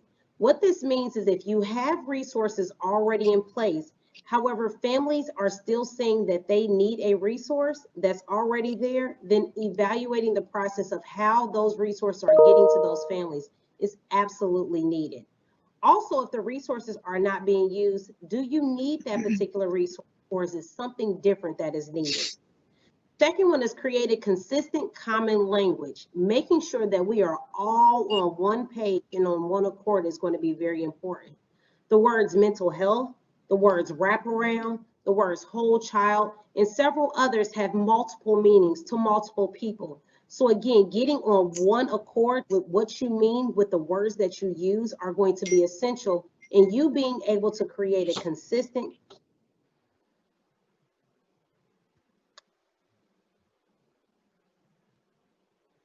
common language that is going to reduce confusion rather than add to it. Third, understand who is doing what. Work smarter, not harder, and do not have hard feelings around this. What is everyone doing, and getting very clear on how they are doing it? Who are the connecting partners? How should we be doing this work? Again, if we need to reorganize, is not hard feelings. It's all about getting to the greatest place so that we are positioned to help the children and families that we are here to serve. This is not something extra to do. Addressing the roots produce fruit, not tending to the leaves. What I mean here is making sure that this is absolutely all the work of non-academic supports, whole child, mental health, are all ingrained in the work that we do every day of education, in our school improvement plans, in our needs assessment, making sure that this is not something that's over on the side while aspects of school are moving on, but making sure that we understand that this is all supportive of each other. And if the mental health is addressed for our students, then their academics will be better. If their family situations are being addressed, then their academics will be better. So again, this is not something extra to do. This is just a part of the process. And last but certainly not least, shift from being reactive to proactive. I cannot say this enough. Right now, I think we all have been in this reactionary space simply because we've been thrown into a pandemic that we've never seen before. However, in this pandemic, we can rise like a phoenix and be proactive in moving forward on how we have these supports in place. How are we helping families? How are those families connecting to these resources? So again, shift from being reactive to proactive is also My last and final tips. It has been my absolute pleasure to present to you all today and welcome you to email me should any additional information or guidance or resource be needed. Please feel free to email me at wholechild@doe.k12.ga.us. Thank you, and everyone have a phenomenal day. Other various information. We started with some general considerations.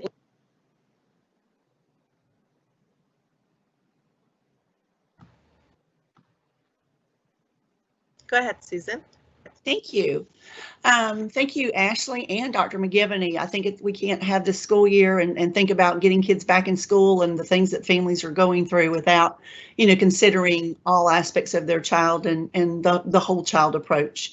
We have some exciting news to announce, and some of you may have already heard this, but Dr. Gary McGivney has just recently been appointed the new K-12 Public Health Liaison at the Georgia Department of Education to work in close coordination with the Department of Public Health and Georgia Emergency Medical Association and other state agencies. He's doing this to close the lines of communication and coordination between local school leaders and health officials, and will be assuming this role in a laser-focused manner in which to help school districts overcome public health barriers on the ground. We're so excited, and we're extremely fortunate to have Dr. McGivney in this role at the Department of Education. Thanks, Mandi. Thank you, Susan. And again, thank you to Dr. McGivney and to Ashley Harris for coming and talking to us today. Well, it is the time you've been waiting for. It's lunchtime. We are going to take a 30-minute lunch break. It is just about 10 till 12, so we will come back at 12:20 right here to this very same link. You do not need to jump to another link on your boarding pass. We kind of skipped over some of that as we built our new link. Hold on to it, though, because you'll need your EdCamp link for later. So again, it is about 10 till 12. We'll see you in 30 minutes at 20 after 12, back here at the same link. Enjoy your lunch.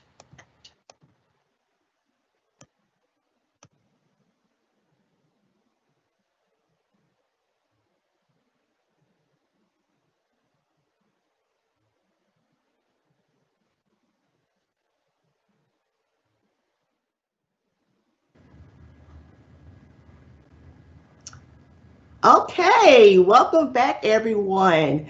I hope you enjoyed the first half. A lot of great information. So we're going to continue with our journey. I am so pleased to have the opportunity to now bring forth GPB as well as NASA. And I think Mandy's sending me live here. And so GPB and NASA are great organizations. I'm going to give you a lot of details for building parent capacity. So sit back as we continue with our journey.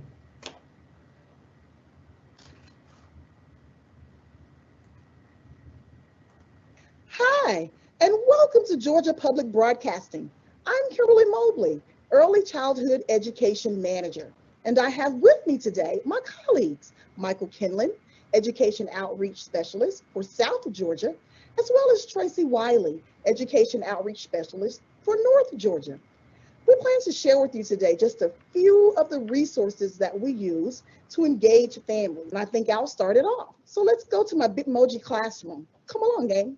Georgia Public Broadcasting Education's Early Childhood Education team has partnered with Community Collaborative for Early Learning and Media. I'll be referring to that as CCELM. We have partners that are in the Forest Park, Georgia, Clayton County area. This particular initiative is to increase family engagement and bridge the gap between school and community to increase school readiness for children. We are well into the second year of implementation of the Ready to Learn initiative, which is powered by the Corporation of Public Broadcasting and PBS Kids. We strongly believe that fostering positive collaboration with our community partners fosters a positive relationship and sustains the family engagement programs and increased participation of families within our community. We're just going to take a very brief look at some testaments from those families that have already participated in some of our family and community learning workshops. Here we go.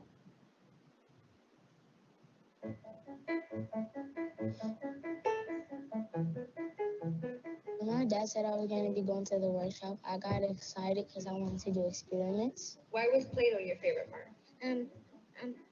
Texture fluid. The word. It's fun. And you get to do different things. At Georgia Public Broadcasting, our mission is lifelong learning, and that starts with our youngest learners. It takes everyone working together to make sure kids are ready for school and ready to learn. That's why we are building community partnerships in high-needs areas of our state that focus on empowering families to take an active role in their children's learning. Using the research-based PBS Kids content and curriculum, the GPB education team is facilitating family workshops where anyone is welcome. Kids ages 3 through 8, along with caregivers, parents, siblings, or grandparents can come together to participate in interactive digital media and hands-on activities. Each workshop consists of 4 nights of learning that are designed to spark curiosity and encourage problem solving. More involved with the children. We did it for 4 weeks, and each week they were very excited to come to the program. Isaac's been really excited about coming here. Every day comes on talking about it, so he's just ready for the next day. We're there, we're experiencing it with him, we're getting his knowledge that he's getting, and we're learning as well. If we are not involved in his life as parents and in the school or even in the community, we're not going to know anything about his future. But the thing today, she was like, oh, I don't want to go, Mommy. I don't want to go. And it was the best time of her life. My favorite part was interacting with her, interacting with the people, watching her smile, having a good time. If we show them that we're interested in them learning, they will want to learn. It's something that's very new to me, but is extraordinary. They were very involved. They got the children involved with singing and different type of things like that. So it was beyond my expectations. I think they learned a lot, especially with the vocabulary. They put it towards their homework. They put it towards their classwork. They put it towards everything now, and I see a complete change in my kids. There are not a lot of programs out there for a one-on-one interaction that you can spend that quality time with your child so that you know that your child will be receiving the best education. Our call to action is to continue engaging families. We want to make the Ready to Learn initiative accessible to all educators and families throughout the state of Georgia. I would definitely do the workshop because you can learn a lot from it and you can bring your family along.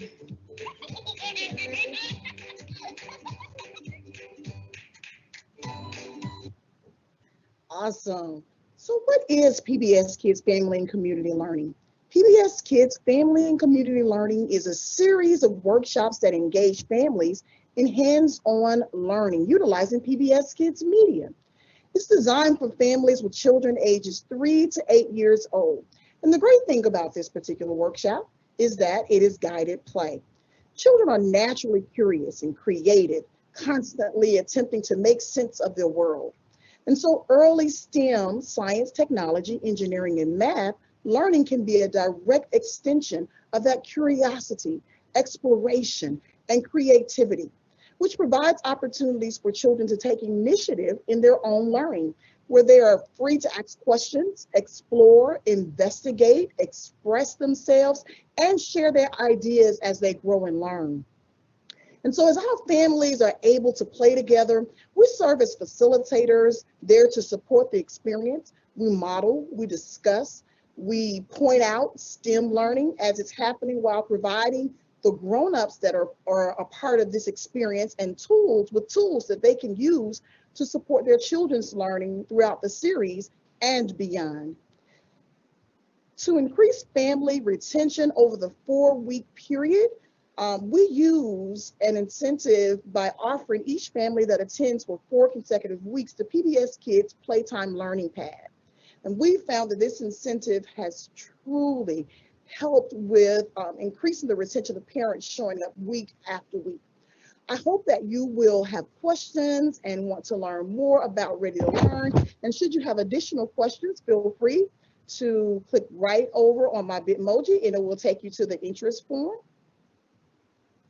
as well as if you're interested in reading the Ready to Learn blog, which I've shared some of the information with you, you can click right here on the Ready to Learn blog, and it will take you directly to the Family Engagement Early Childhood Readiness blog that was written.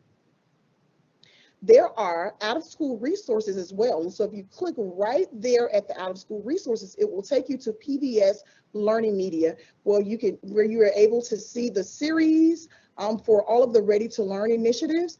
Molly of Denali, The Rough Ruffman Show, Cat in the Hat Knows a Lot About That, and Ready, Jet, Go are all a part of the series. There are videos, games, resources for educators, resources for families at home to increase learning and to use as an extension to the learning. All of those resources are available right on the PBS Learning Media page for Ready to Learn. And last but certainly not least, there is a link as well that will provide information for the Ready to Learn grant. If you'd like, you can take a picture of the QR code right here, and it will take you right to the Ready to Learn PBS Learning Media page. And so that's all that I have for today. Very short and to the point. And I'm going to turn it over to my colleague, Tracy Riley. Take it away, Tracy. Thank you so much, Kim. So I'm going to take over the screen and do my own driving here as we take you into this next part of our tour of Georgia Public Broadcasting Education. So you see we're back at the map, and we had a wonderful introduction to our early childhood family engagement programming. I'm going to talk a little bit about some of our partnerships that we have done with the Georgia Department of Education to help with this unique period in time where we have many teachers and students in a virtual or a hybrid environment. So I'm going to click on my Bitmoji here at the top and take you into my classroom. I am Tracy Wiley, again, the Education Outreach Specialist for North Georgia. And so I support about 81 districts and communities in the north of the state. And so this is my little Bitmoji page with a few places to visit. Please follow me on Twitter. We are constantly sending out new and timely announcements about the free resources that we release on a regular basis.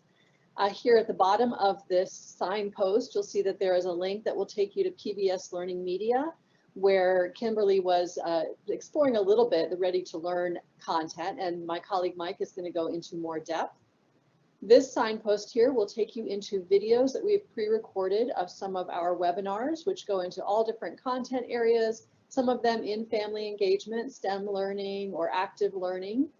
And on the right over here, you will actually see a form that if you click on the book, it will take you to a form where you can sign up for some professional learning. We do provide that free of charge, either virtually right now or when times change, we'll be back out at your location.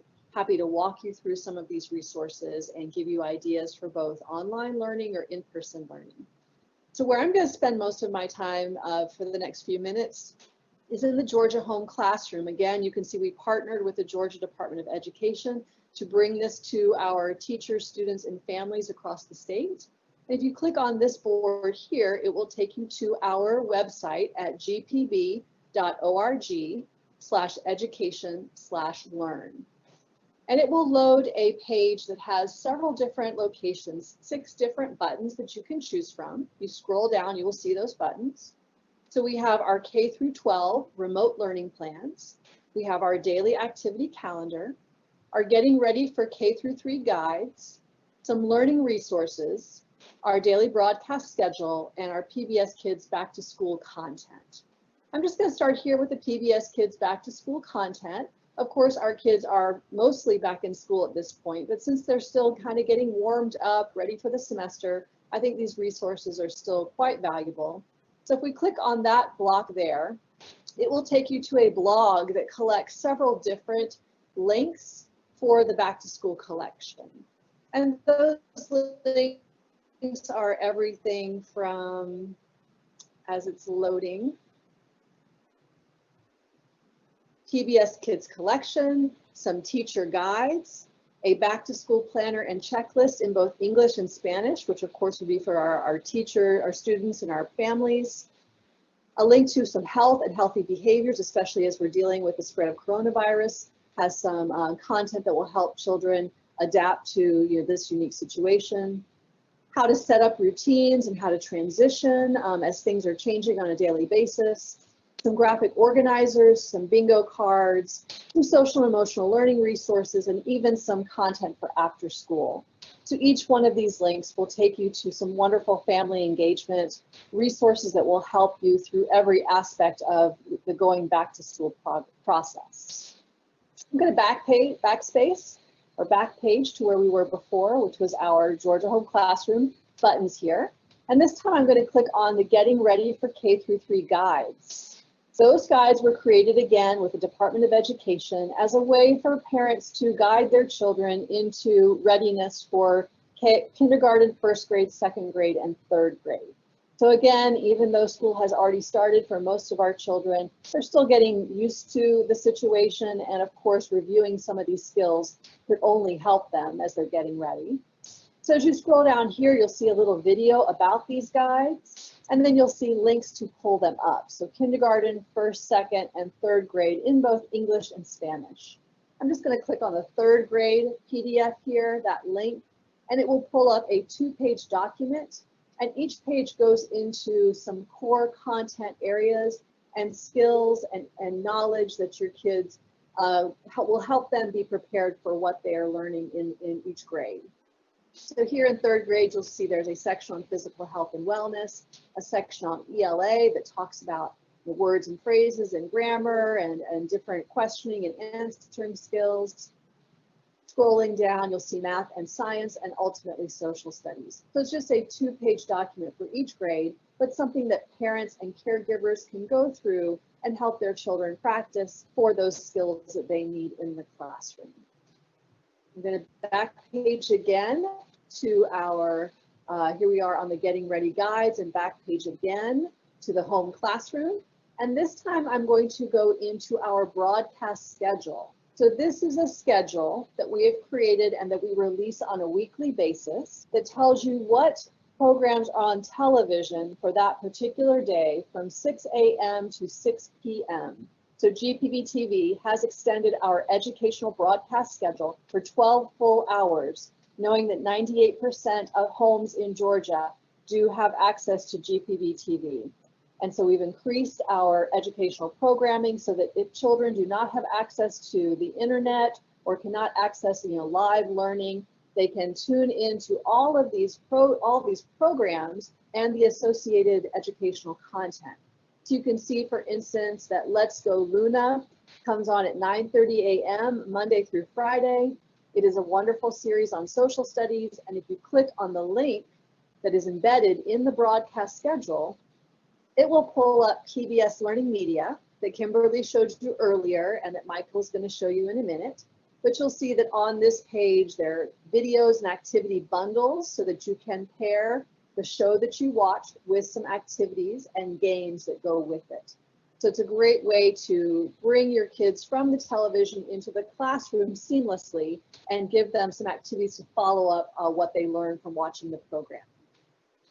I'm going to back page again to get back to our Georgia Home Classroom and into these several different buttons that can guide you through our content. And this time I'm going to click on the daily activity calendar. So similar to our broadcast schedule, this is another calendar that has embedded activities in it.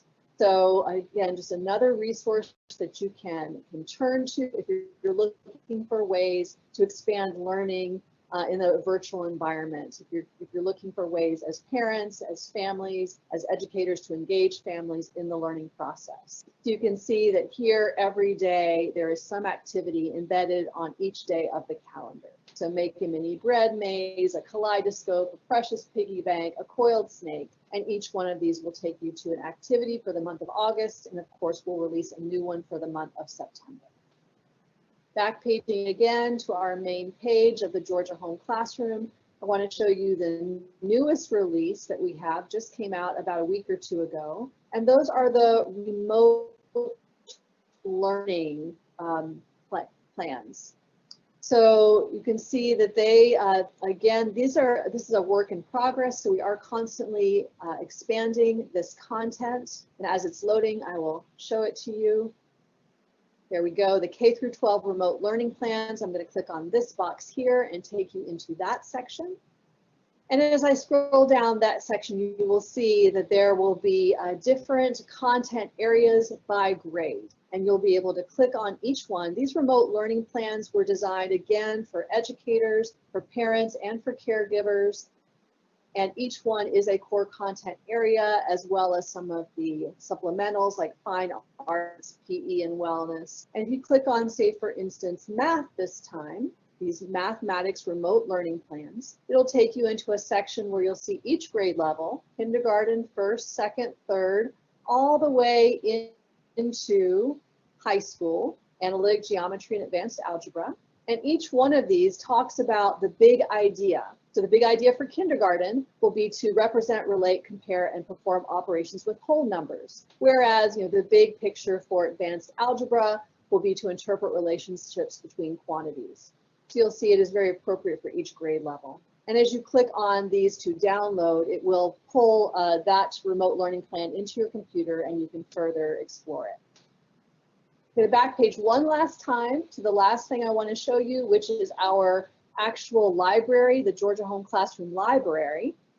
And that is here under this button that says Find Learning Resources. So if you click on that, it will take you into this area where you can scroll down and find learning resources by grade level, pre-K again, all the way through high school.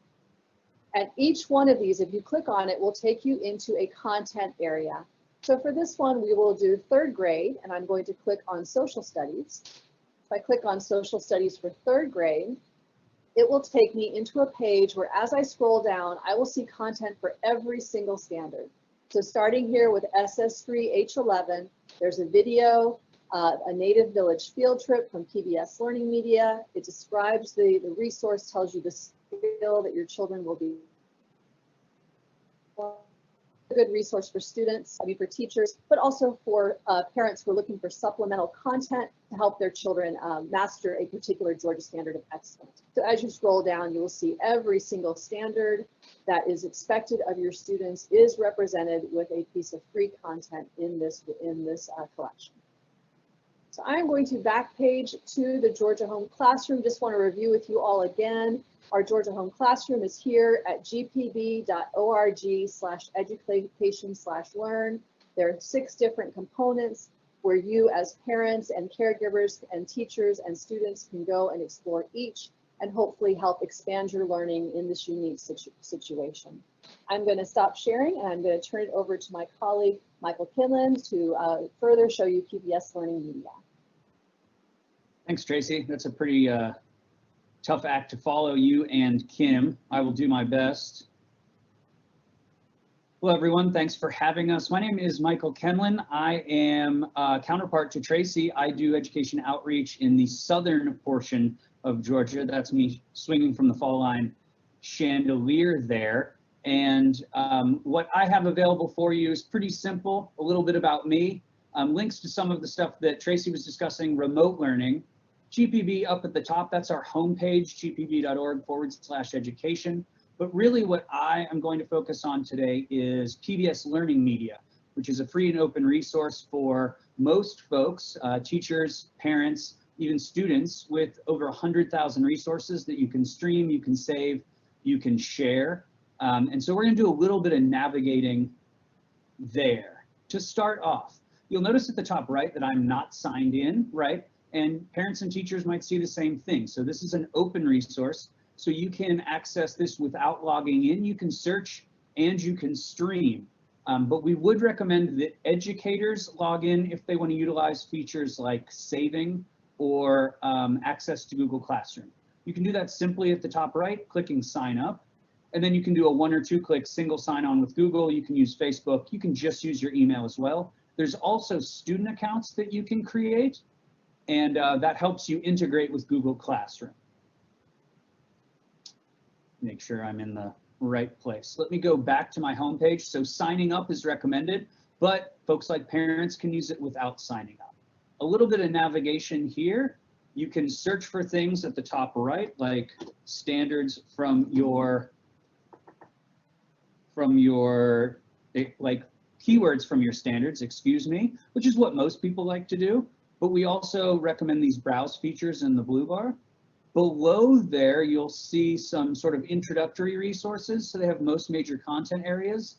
And this content changes pretty frequently. So I usually recommend folks, when they land here, take a breath, see if anything interests them, something they may not have thought of. You can also see in these thumbnails that some of the contributing partners or organizations will be mentioned. You may notice a show that you're familiar with that you like, or a station that you like, right? So a great place to kind of be inspired and find new rabbit holes to go down. If you continue going down your page, some more in-depth resources like professional development tools for teaching about race and identity. PBS is rather progressive on that front. Additionally, you keep scrolling down to the bottom, you'll see some of the collections that they like. And we'll talk about this more later, but collections are a great way to get a lot of stuff that's all on the same topic very easily. For instance, Sesame Street has 600 resources in one collection, rather than just finding one resource. If I come back up at the top, I'm going to show you a browse feature to start with. If you see subject in the blue bar and you click on the down arrow, you'll get most of your major content areas, social studies, ELA. You can click on these content areas to see all of the resources available, or you can click on the subtopics to go to a more in-depth search. So if I choose something like math, they'll pull all of the math resources available. I'll still have my subtopics at the top. And notice I've already got over 1,500 videos, which is quite extensive, right? So what we're going to want to do is filter. And you have filter options at the top in these colored bars. The filter options are rather simple. You can filter by media type, such as videos. Everybody loves a good video. Or you can filter for lesson plans, two things that we definitely recommend. Additionally, you'll need to filter your grade band to get the most relevant features for the grades that you're teaching, right? So you can quickly get some really useful content that we think would be very helpful in finding it and then implementing it. So that's just the content area browse. Additionally, if you wanted to choose a subtopic in a content area, say social studies or US history inside social studies, I could click US history. Very similar layout here. I have my filter bars at the top, and then I have sort of subtopics for my subtopic. Again, I could just simply filter for something like a video, and I could filter for a grade band and get very relevant stuff very quickly. When you're looking at your videos, a quick way to find the most relevant ones is you can see at the bottom right of the thumbnail, you have the length of the video, and then all the way at the bottom, you have a little page folded down that says support materials. So I have 4 here, and I can quickly tell whether or not this will be a useful resource for me. If I want to use this resource, I can just click on the video. If I was in person, I could stream this in my classroom. If I'm signed in, to the left of the video, I can save this resource for later, and when we go more in depth, we'll show you how this works. But also if I'm signed in, I can put this right into my Google Classroom so my students can see it as a digital resource in the virtual environment. Additionally, you'll see other resources, sort of what I call the YouTube effect, other things you may like. This video is available for download. Not all are, but this one is. You'll notice that at the bottom right of the video. And then if you're signed in, you'll see standards that are correlated to Georgia, and then support materials. Everyone can see this, and you'll get a document, sometimes several documents. Here, only a few. You could print these off if you were face-to-face, or you can email this or put this into Google Classroom. The other way folks like to search is just the simple, I choose a topic, and I hit return, right? So you have a little bit more agency over this, a little bit more control. A similar lineup here, but now all my filters are off to the left, no big deal. I can quickly filter my grade band, and then I can choose my media type as well, my videos, my lesson plans. Something we'll talk about more in depth later are collections. Collections, as I mentioned in the beginning, are great ways to get tons and tons of stuff all along the same topic in a very quick search. So lesson plans, collections, interactive lessons we'll talk a little bit about later, and of course, everybody loves a good video. I know that's a really quick introduction, but it's a great way to get lots of stuff that works seamlessly in the virtual environment. You can stream, you can save, and then something we'll discuss later, you can share and organize all of these resources. You can come back to them and have them when you need them. I'm going to stop sharing, come back to my classroom, and then we'll take any questions that anybody has. We're really happy that you all have joined us, and we're happy to take on any issues, any concerns, or anything that would need clarification.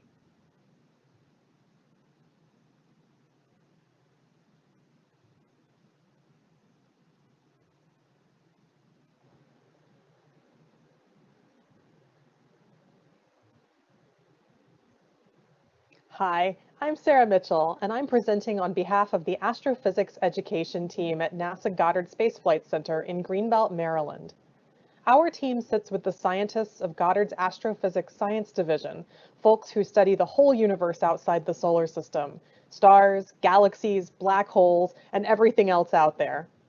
We consider our role to be like translators, taking all of the cool things happening and making them accessible and engaging for children, educators, and the public.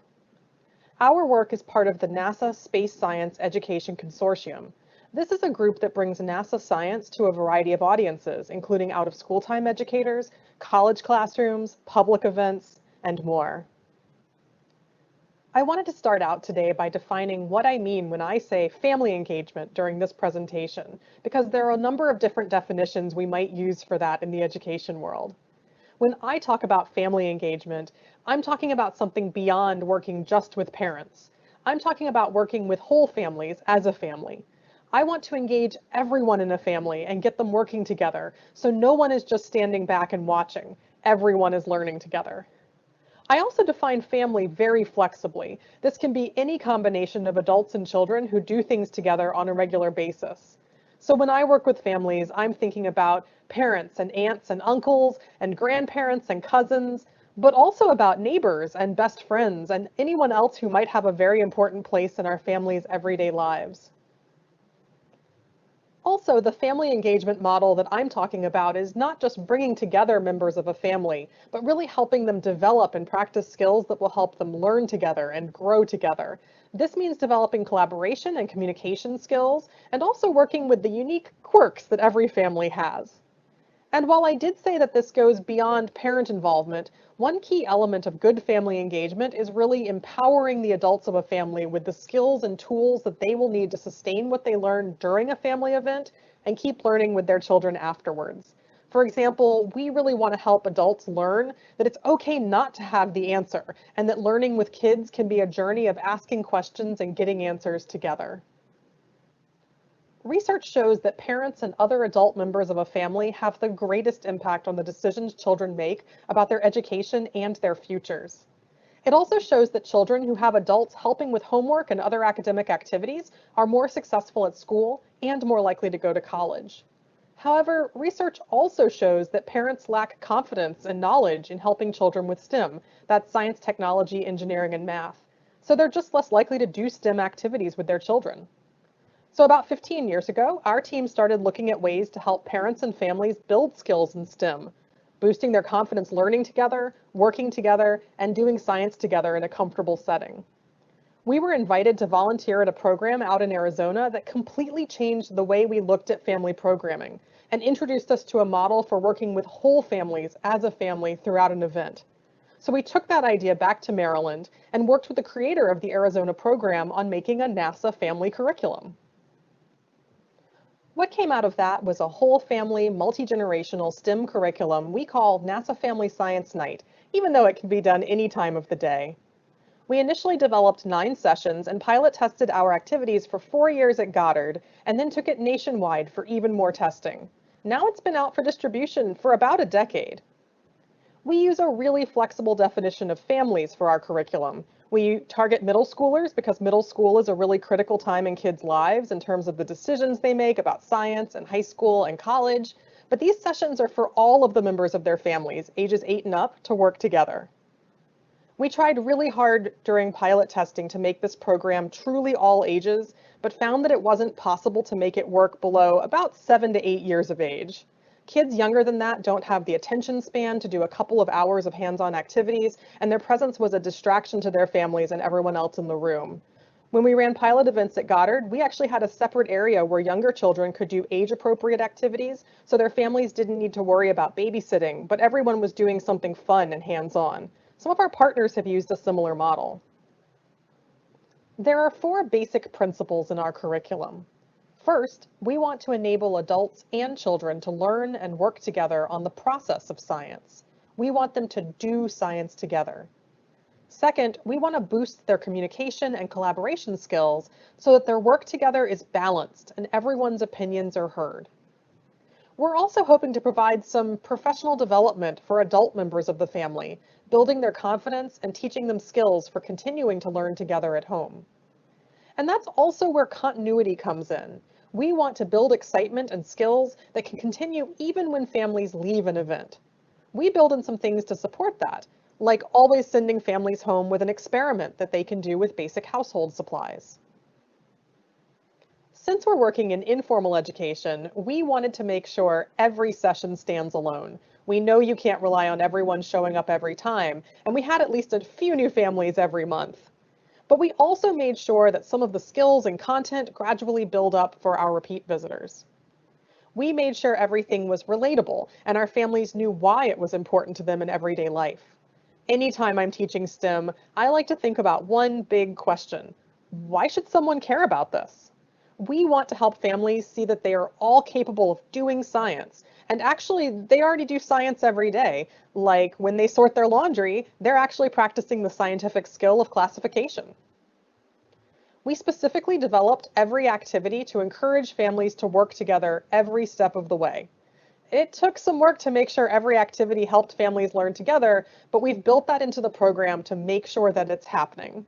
We also encourage event staff to serve as coaches and go from family to family during activities, helping them work out issues, building up their collaboration skills. Sometimes it takes a little work to get a family working together smoothly, but this is one of the things that really helps a lot with continuity beyond an event itself. When we come up with sessions for NASA Family Science Night, we are especially looking for things that kids and adults are really interested in, but don't get a lot of coverage during the school day. We know that families are excited about exploding stars and planets that are outside our solar system, and those things aren't heavily featured in the elementary or middle school classroom. So we're giving them a chance to learn about them here in a comfortable setting. These are the titles of the 9 sessions that we put together during our initial development and pilot testing phase. They include process skills like classification and modeling. There's an engineering session about designing and testing solar cars. And they even explore things like why we have seasons, what it would take to live on the moon, and why we have eclipses. Under the NASA Space Science Education Consortium, our current funding is helping us revise our original sessions to bring their science up to date and add new expansions to them. And it's even helping us develop new sessions about new topics, which we'd love your help pilot testing. In NASA Family Science Night events, we encourage you to set up a table for each family. We like round tables for easy collaboration, but any shaped table will do. We always start with an activity on the table, something really simple and fun to get everyone's brains warmed up. We all know the beginning of any event can be total chaos. People coming early, coming late, doing paperwork, asking questions, grabbing a snack. This activity is your equalizer. Everyone can spend as much or as little time as they have on it. It gets everyone focused, and then we can get started. Next, an opening discussion introduces rules and expectations for the event and starts talking about what we'll be doing. Every session has one or more core activities that are really the heart of the session. These go into more depth on the topic or the skill that the first activity did, and they help build understanding. It's also important to give them time to discuss things as a family and reflect and take notes. We like to use science notebooks where they can always keep their thoughts and ideas and questions in one place. And finally, most sessions have a final activity, a capstone activity that puts everything together and ends the event with a deeper exploration of the topic or lets them experiment with it or ties it back to everyday life. In our pilot testing, we did very rigorous evaluation with surveys before and after every event, focus groups, and even trained observers that watched our events in person or on video. If you'd like to see any of our evaluation reports or adapt our evaluation tools for your own programs, just let us know and we're always happy to share. We were thrilled with the outcome of our evaluation, which showed us that families were working together, they were learning new things, and they were doing more science outside of our events, 3 of our top goals. For each session, we've developed a suite of free downloadable digital files that should have everything you need to run the session besides the materials you'll need to buy. We'll provide background information, activity instructions, shopping lists, handouts, and even guides for discussions and answering questions. And by the way, on materials, we've worked very hard to keep these sessions very low cost, since we're also on a tight budget and totally understand doing science on a shoestring. As I mentioned, our current funding has given us a chance to go through these sessions, which are 10 to 15 years old in some cases, and kind of dust them off. We're updating all of their links, we're adding more current missions in science, and we're putting them all in a shiny new format that makes them easier to use. We're also making a new website, so in the meantime, if you email us, we'll share a link to the Google Drive where all our files live. Part of our team's job is also tech support. We'd be happy to chat about whether our curriculum is right for you or which sessions are the right fit for your audience.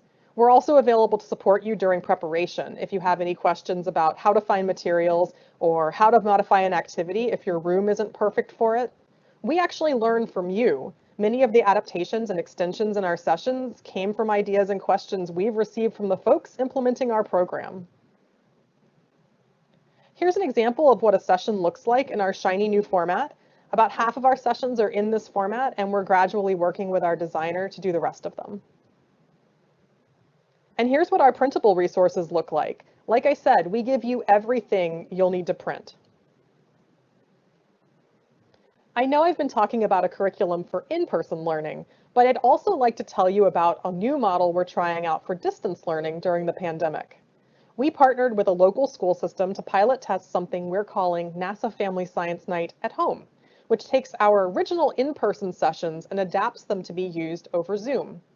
For the pilot, we're providing little kits of materials to each family. They pick them up at their local school and return them after the event. Then we run a 2-hour Zoom session where we take them through all of the activities all together and do Q&As and give them some space science context. Now, this isn't a substitute for the in-person version, but it's working as a way for families to keep learning together even during these difficult times. Parents have told us that it really fills a gap in their learning. It provides a structured time and place for them to work together, and it's very low effort because all they have to do is get the bin and log on. We're actually looking for folks who would like to help us with pilot testing of NASA Family Science Night at Home. We'd provide the lesson plans, materials lists, handouts, and even the PowerPoint slides so you could run it in your community. Materials could be shipped to participants if you didn't have a drop-off pickup solution, or they could be given a shopping list of things to find or buy, depending on how you want to run it. We're actually talking to a network in Alaska right now that will be shipping supplies to each family since they are mostly in rural areas. We just had a brief time today to talk about NASA Family Science Night, so we barely scratched the surface. We'll be holding a webinar on September 15th that goes into more depth about the curriculum and also about the research and best practices that factor into the program's design. During that webinar, we'll run a whole virtual Family Science Night session so you can experience the structure and activities that go into an event. As I mentioned, we're also looking for pilot testers for the NASA Family Science Night at Home project. We're also always looking for pilot testers for our in-person sessions, but that's obviously on the back burner right now. Finally, we're also really interested in your ideas for topics that you'd like to see in a family program. We've got a few new sessions in the works right now about things like space weather, Mars, and the search for life in the universe, but we always love new ideas. Thank you so much for listening today, and also thank you to Dawn Scott for offering us this opportunity to share NASA Family Science Night and its philosophy with you.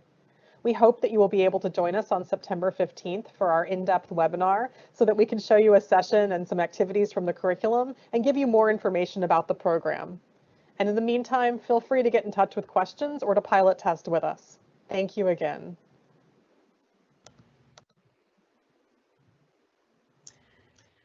Thank you so much, GPB and NASA and Dawn Scott for getting that together for us.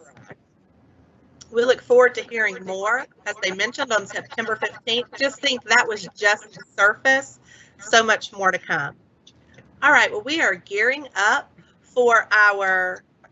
And Mandi, Mandy, just want to kind of follow up with some more information. As the NASA rep mentioned, there's going to be a webinar taking place on September the 15th. We're going to host that webinar for a deeper dive.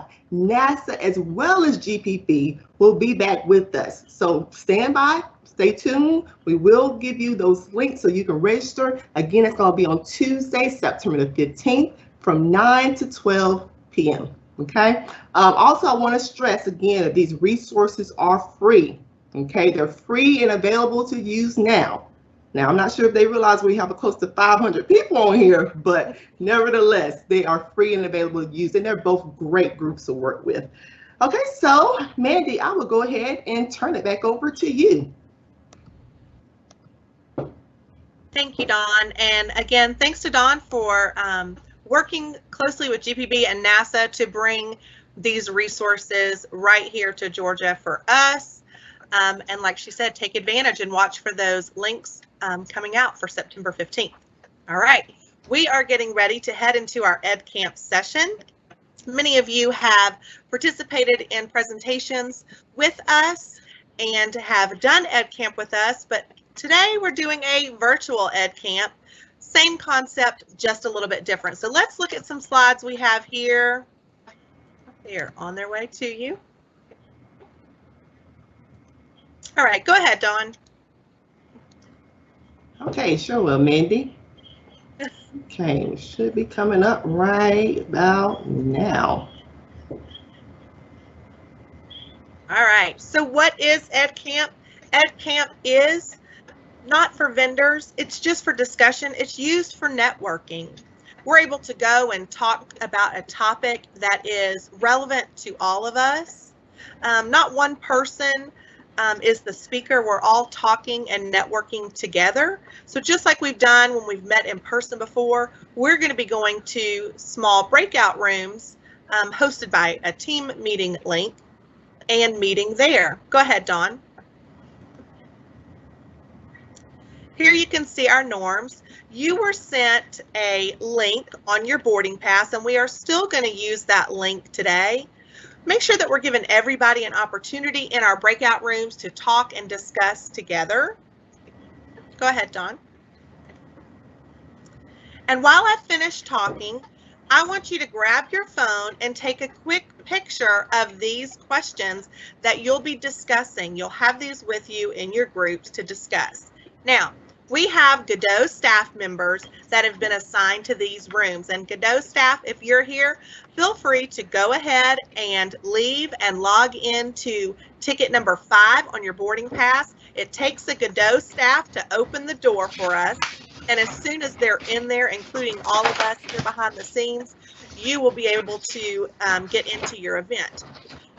Prior to meeting, we're going to take a quick 10-minute break.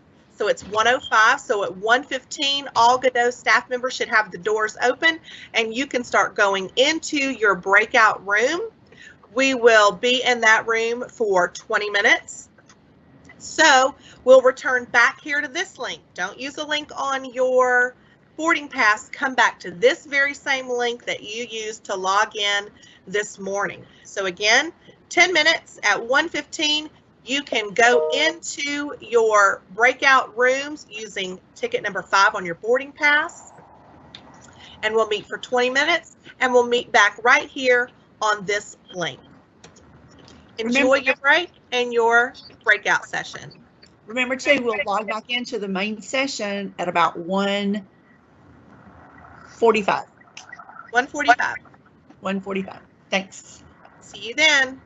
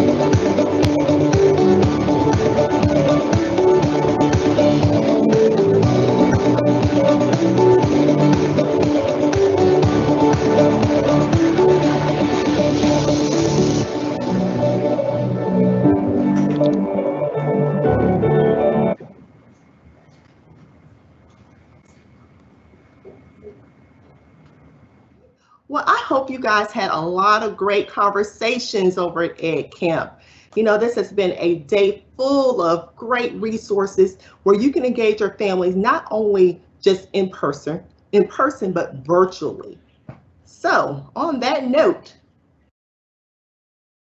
now is the time to do something new. Now is the time for you to get with your other school staff, get with your community partners, and see how we can all come together to make sure that we're continually communicating with our families. Now, I mentioned before, we know that in person, sometimes we have those barriers, you know, such as transportation or child care, or, you know, parents who are unable to attend a live event because of multiple jobs, right? But this is a great time for us, again, to use these technologies. I mean, again, I mentioned Microsoft Teams. Go on Teams, and it's free to use. And of course, if you need any support, our team is here and available so that we can help you get on your way. Okay, so you may be saying, okay, we see what you guys are doing. We notice that you have a lot of Bitmojis here. And with this Bitmoji movement, oh, my slides are all by itself. Let me go back. So here are some examples of virtual rooms for a few Atlanta and Forsyth teachers that was recently featured on AJC. You know, because of the pandemic and teachers are trying to find a way of, you know, engaging their students. So they're looking to these online virtual platforms. And as you notice here, you can put your links to all your resources. I love how, like, down here at the bottom, the 5th grade team is all together. And believe it or not, these are only PowerPoint slides. So it's very easy to do. You take furniture, you make it transparent, and it's like you just add an image. You insert an image, and then you insert your hyperlinks.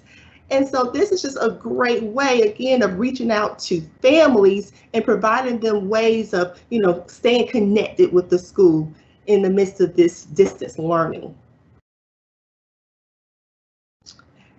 And we have 2 of our very own family engagement coordinators who are jumping on this trending theme. Here's an example of Carla Thorpe. She's from Houston County, and this is her parent engagement room. Now, she's able to provide TA to all of her school parent engagement coordinators. And as you see here at the top, you may notice all the different links. So she's already using Microsoft. So this is Microsoft 365 Notebook, Microsoft Teams, and then additional digital learning resources. So they click this information and it goes directly to a host of documents and guides that they can use in order to implement parent and family engagement.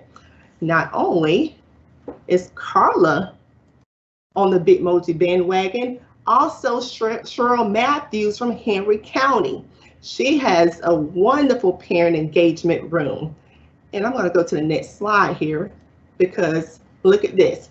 She has file cabinets, and you click here, the link you'll notice here, see, it says Google Drive, and then it sends it out to like a web of documents, PowerPoints, monthly meeting notes, templates. So this is a wonderful way of getting information out to, if you're at the district level, you can get it out to your family engagement professionals that's at the school level, to our families. And on that note, she also sent me her school level parent family engagement professionals. So here's their resource room. You go in here, you just kind of click around, and again, it's giving all those resources to the families. Request a counselor, campus portal, look, resources for your students. I mean, it's fantastic. Here's another school level person here from McDonough. Welcome message. Here's a picture that she's added. Click on here for more information on the Parent Resource Center. And let's click down here, that link. Okay, we talk about the requirement and making sure that you're distributing required documentation. So parents are able to click and get a copy of the right to know letter, get a copy of the plan, get a copy of the compact, you know, give input for meetings, continual input. So all these are just great resources and great ways of connecting with your families. Now, if you really want to get fancy, here's an example. Hi class, welcome to 3rd grade. My name is Mrs. Lindsay and I wanted you to see my face and know a little bit about me before we got started on Monday. So, let's see. If you could know one thing about me, you should know if I had a magic lamp right now and rubbed it, I wish my life was a musical. Do you know what a musical is? It's when people randomly burst out in song or dance. Ugh, like that'll ever happen. Here I go. Oh, back it up. Oh, watch out. Don't wound me up. About to show you what you're working with. Well, 3rd grade kids have lots to learn. We master so many skills. But students, you're in luck, 'cause up your sleeve, we got a brand of teaching never fails. You got the power in your corner now. Heavy education in your hand. Whoa! I'm so sorry. I've never burst out into song and dance like that before. Well, I just really hope that you feel welcome in our class. So you can really get fancy with these Bitmojis. Also, our office, if you want like a modified version of doing something virtual, if you go to Teams, there's an option that you can use called background effects. And so I was able to produce this video for the National Rise Up for Equity Conference by using the background effects and, again, staying on this virtual theme where we're traveling through space. So you can get really creative and just have fun.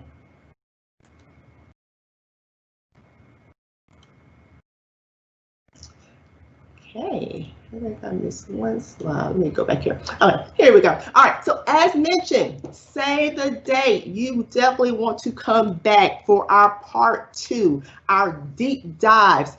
NASA and GPB will be back to provide all those specifics and how to navigate their resources. So that's on Tuesday, September the 15th from 9 to 12 noon. A registration link is forthcoming, so stay tuned. All right, of course, here are our resources. If you are not plugged in, if you're not connected, please like us, please subscribe. That's going to give you all of your latest parent and family engagement news. And here's our contact information. We're here and available to serve. And lastly, evaluation. Of course, it looks like we had a little turbulence in the beginning, but we've all safely made it to our destination. So please click this link and share your feedback. We'll love to hear from you. Again, we're trying to model, just some things that you all can do in your various schools and districts, because as I mentioned, technology is there. I'm always trying to research, and I thank, again, Cheryl Matthews and Carla Thorpe for giving us the idea for the Bitmoji, because I had my meeting and Cheryl said, well, we have a Bitmoji parent resource room. And I was like, what is that? I Googled it and lo and behold, there was so much on it. And then, the AJC article, and that's really how we collaborate. That's true, authentic collaboration. We talk to one another and someone says, hey, I'm doing this. And then I go and I do additional resources and then I build upon that. So today, as a result of that collaboration, we have this Bitmoji conference. So continue to network with each other, continue to talk, swap emails, phone numbers, continue to communicate so that way we can have a greater impact with parent and family engagement. Okay, so that's it. This concludes our event. Now you will notice there's a bit.ly link on the screen. I will have all the information, the PowerPoint, recording, everything available on this bit.ly link by Friday, okay? By the close of business Friday. Okay, so if you do not have it by the close of business Friday, just stay tuned. Look at our website. Of course, we'll send it through our listserv as well. All right, and Susan, do we have anything else you want to say before we close out? No, Dawn, thank you and Mandy very much. And we want to really express our deepest gratitude and appreciation to our audience today. I think Mandy said it best. You all have been a very gracious audience, and we appreciate your patience and allowing us the opportunity to get things back on track and to be able to deliver this session today. So thank you all very much. Look forward to seeing you again in the near future as we engage virtually as you do with your families. Thank you very much and good evening.